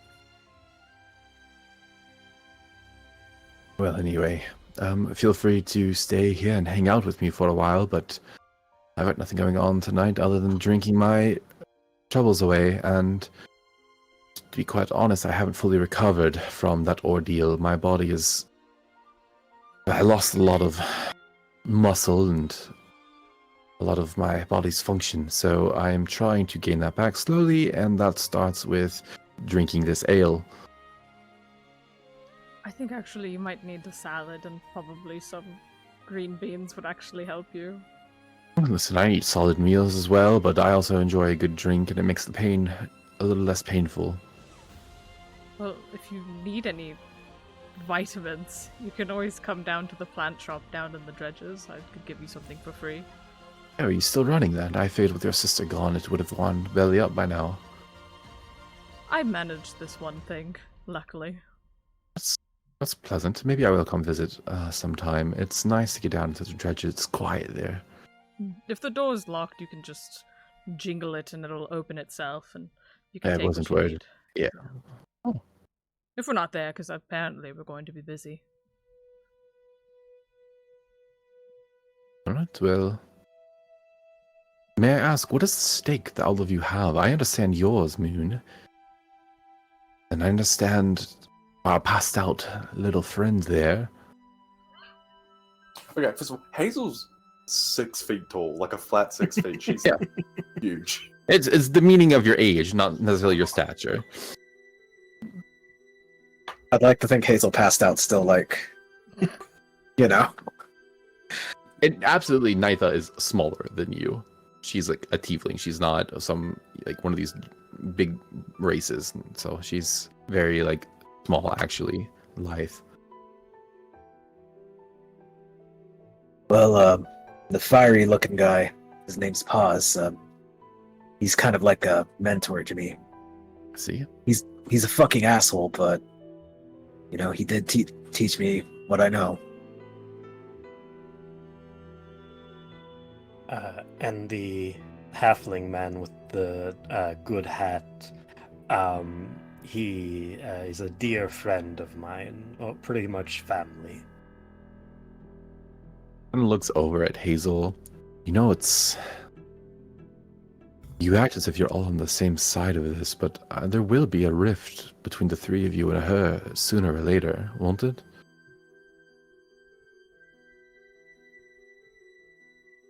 Yeah. I mean, she's already expressed that she wants to get revenge on the people that killed the Emerald Knight, and I don't want to speak for the rest of us, but I'm pretty sure it was a joint effort.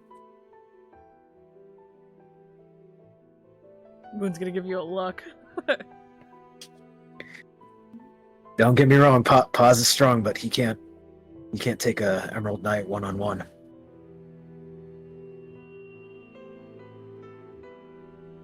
She looks at you, Moon, specifically.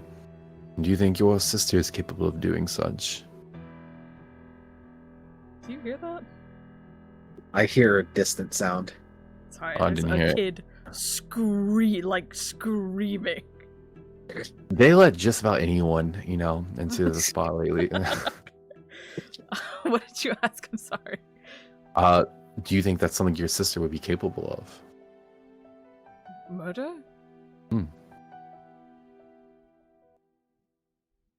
Capable, yes. Willing, maybe not. I'm not one to say that she had a hand, but she very well may have. She was with the group, and they all got along just fine as they delved deeper. Well, sister may not have been as clean as you thought she was. And everything she did for the greater good. I don't disagree. Some people don't see a greater good mindset as a righteous one, though. I do. Well, in this world you have to be realistic. And anyone who isn't willing to be that is a fool. Wise. Perhaps you are more like your sister than I imagined. We are identical. More or less. You're right. I'm prettier.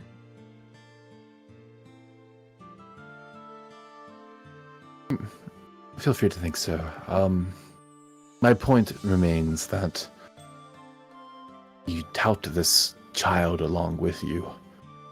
And that journey will end in nothing but pain for someone involved.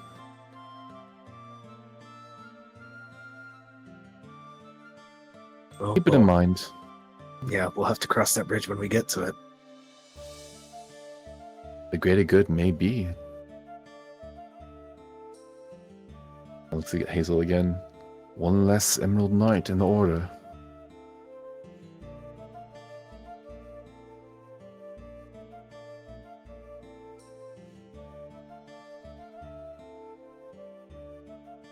All right, well, let's go find some place to settle down for the night. I've personally had enough cart rides for the day. You have the aura about you, someone who's been on the cart for far too many hours in a row. My ass is sore. bumps. It's not pleasant. There is lodging to be found above this establishment. It's not the nicest, but if you're fine with that, then it's cheap. Sounds like a plan. And Draven actually stands up, exits the establishment, just kind of like finds some trash bags, and he's just gonna pass out in the trash. No, that will not. That will not do. Not going to happen. You see Draven get like a newspaper and kind of like, like 10 minutes later, like a key gets thrown at you, and Petra points at like an inn down the road. You're staying in room 3 at that one. Petra, I'm used to this. It's okay. Trust me. No, you live under my roof now, which means I keep a roof over your head. You see his eyes well up. He's just like, okay. And he will go to his room. And she's gonna double room for her and Hazel, because I think Petra thinks that this is Hazel's first time being drunk, and it's gonna be a really rough night for her. So she like makes sure there's like a glass of water for her. She's gonna hold her hair back as she's vomiting. Why do people do this? It's absolutely, yeah. Vomiting into the latrine, bawling your eyes out, as is everyone's first majorly drunk experience. Yeah, I think in between pukes, like there's like the classic like, why the fuck, I'm never drinking again. But there's also like some like between real sobs of like she's like talking about Sir Tiamon and like her dad's dead and stuff like that, and how she's lost 2 sets of parents in her life. Like between the very like comedic like there's like very real problems going on.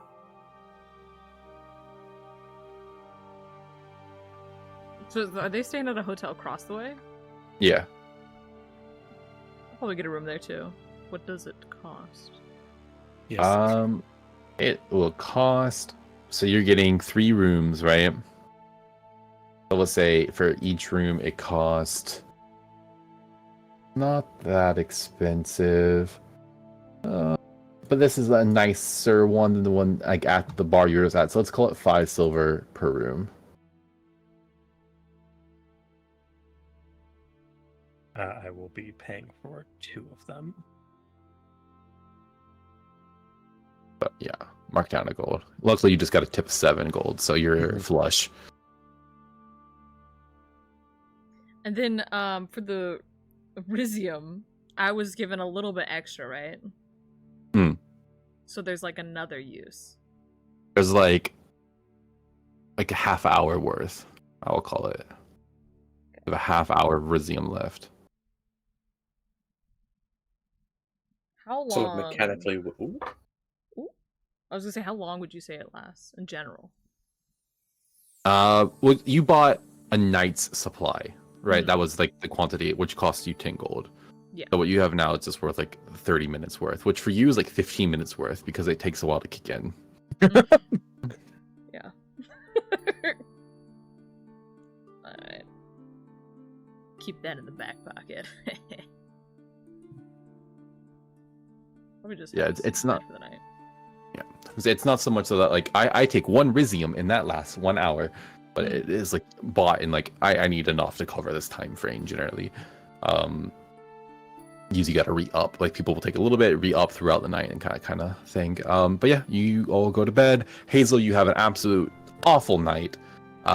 You just pour your guts out to Petra as she holds your hair back in the toilet. Eventually you pass out like on the floor at first. Maybe Petra picks you up because that's, I feel, the type of person Petra might be. But you know, it's a rough night. But you all get a long rest. So any things that you did expel, you know, come back. Mechanically, your hit points are back, Hazel, though you do still feel that your ribs are broken. So keep that in mind. They don't magically heal overnight. You absolutely got the shit kicked out of you.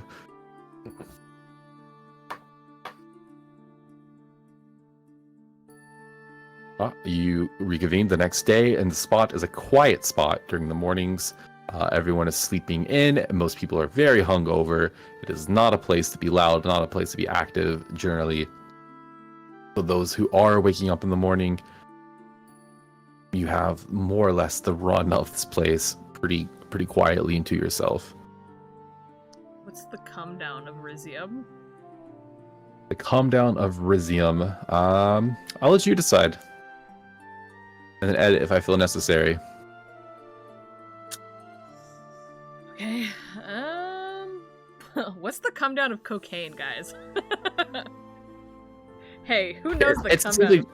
It's essentially just cocaine. Rizzium is just cocaine. In the chat, what's the come down of cocaine? I don't know. Say it louder into the And mic, please. immediately, it's like, help is available. Speak with us today. Shut up, it's for D&D.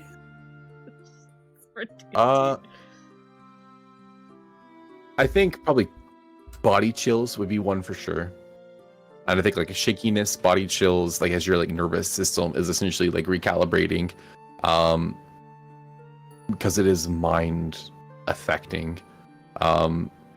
Maybe your tongue swells a bit.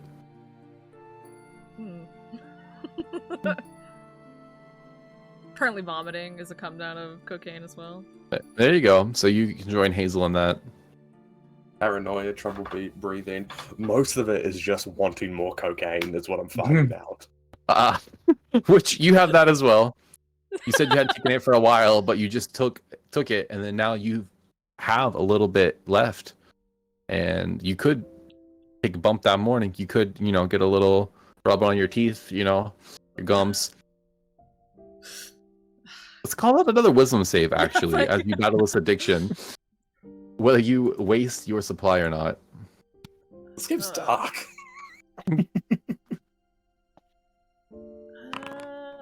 17. 17. You have enough wherewithal to resist, so. Whew. Right, head downstairs. Shaky as fuck. Cold sweat going on. I saw someone here say take psychic damage. That would make sense as well. Leave my brain out of this. Hey, Moon, you doing all right?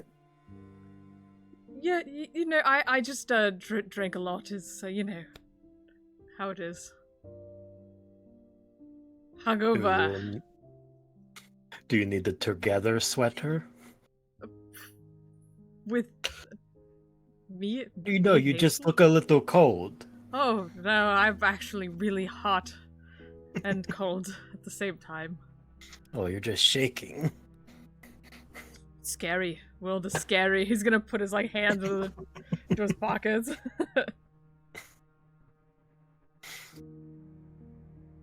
Petra, by the way, I appreciate you, covering the tap for my room. Yeah. I will protect you with my life. I'll have you know. And I will protect you with mine. You're the sweetest person I've ever met. I'm not gonna lie. I hear that a lot. Not a lot of good mothers in this city, apparently. How about you, Hazel? How you holding up? I need you to stop fucking yelling. I'm not yelling.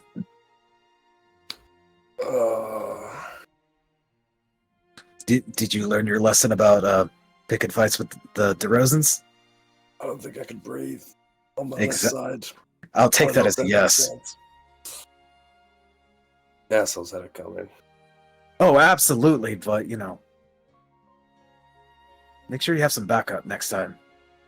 Listen, I'm not here for a fucking lecture, okay? All right.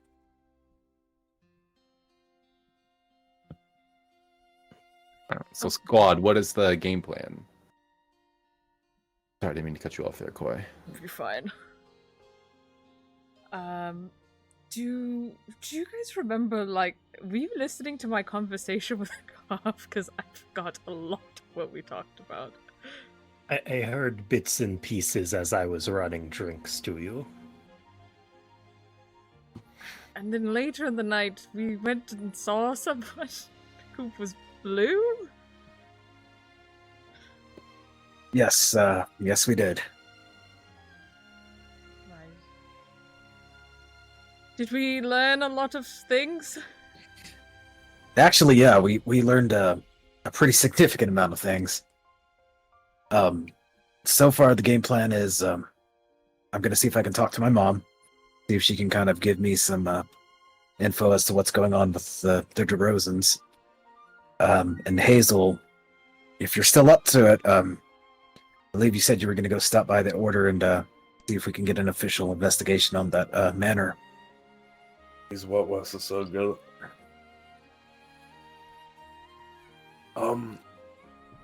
Yeah, no, I can still do that.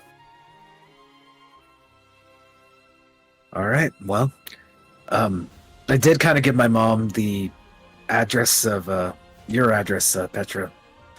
So I'll need to stop by there. Moon, I don't know if you want to stop by at your place and see if your sister's going, but that's a lot of travel for today. So I think splitting up may be the best course of action. Something in my bones tells me that's not a good idea, but you know.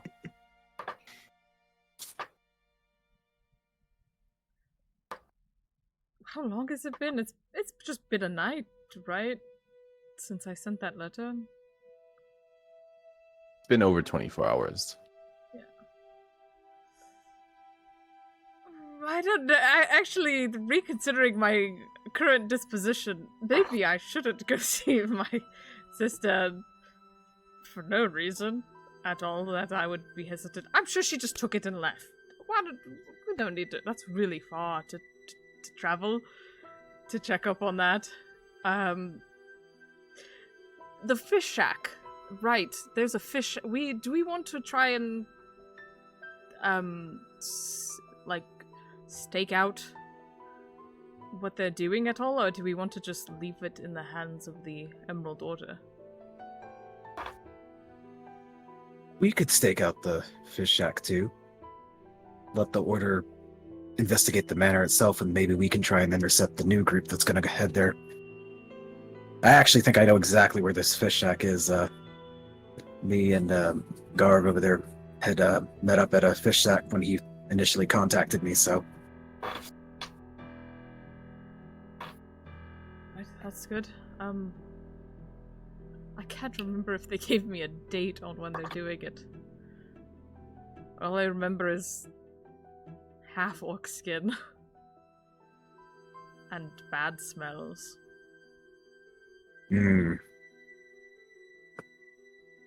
That's crazy. Alright, so where does Petra live? I live in the waterways.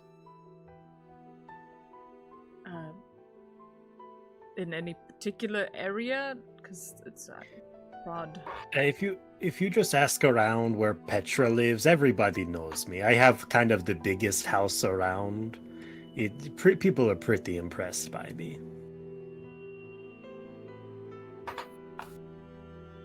The waterways do like exist in multiple places, like basically underneath the city, like where the sewers run.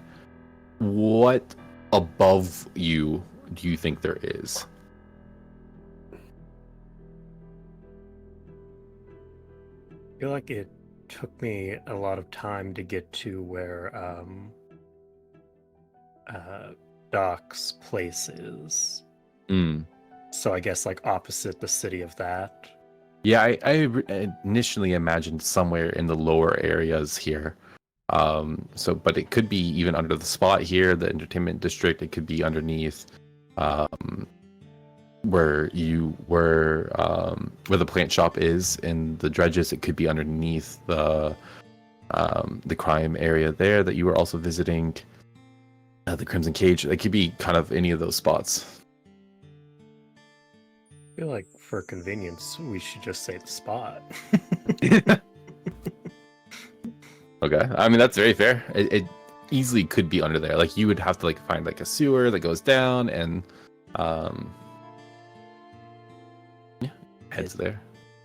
I have very loud upstairs neighbors.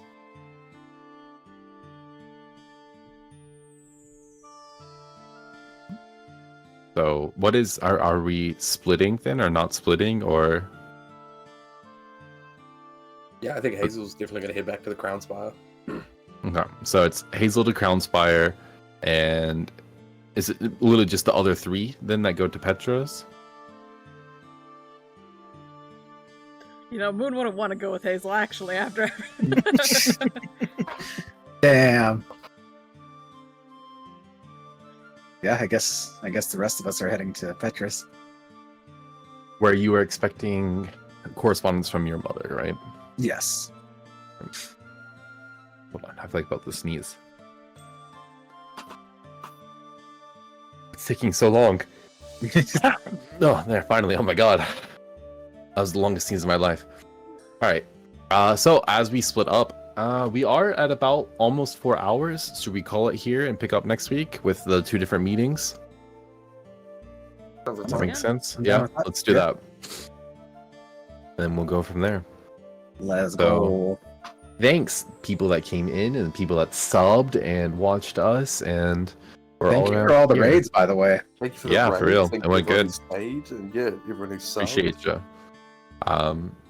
Yeah, as our group, we all kind of fumbled towards uncovering this information, but we've got what we need.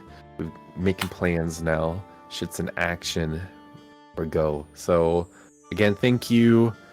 Love yourself. Love each other. Love others. I don't know. Hydrate. Love animals. Love animals. And Yes, and stay hydrated. Yeah.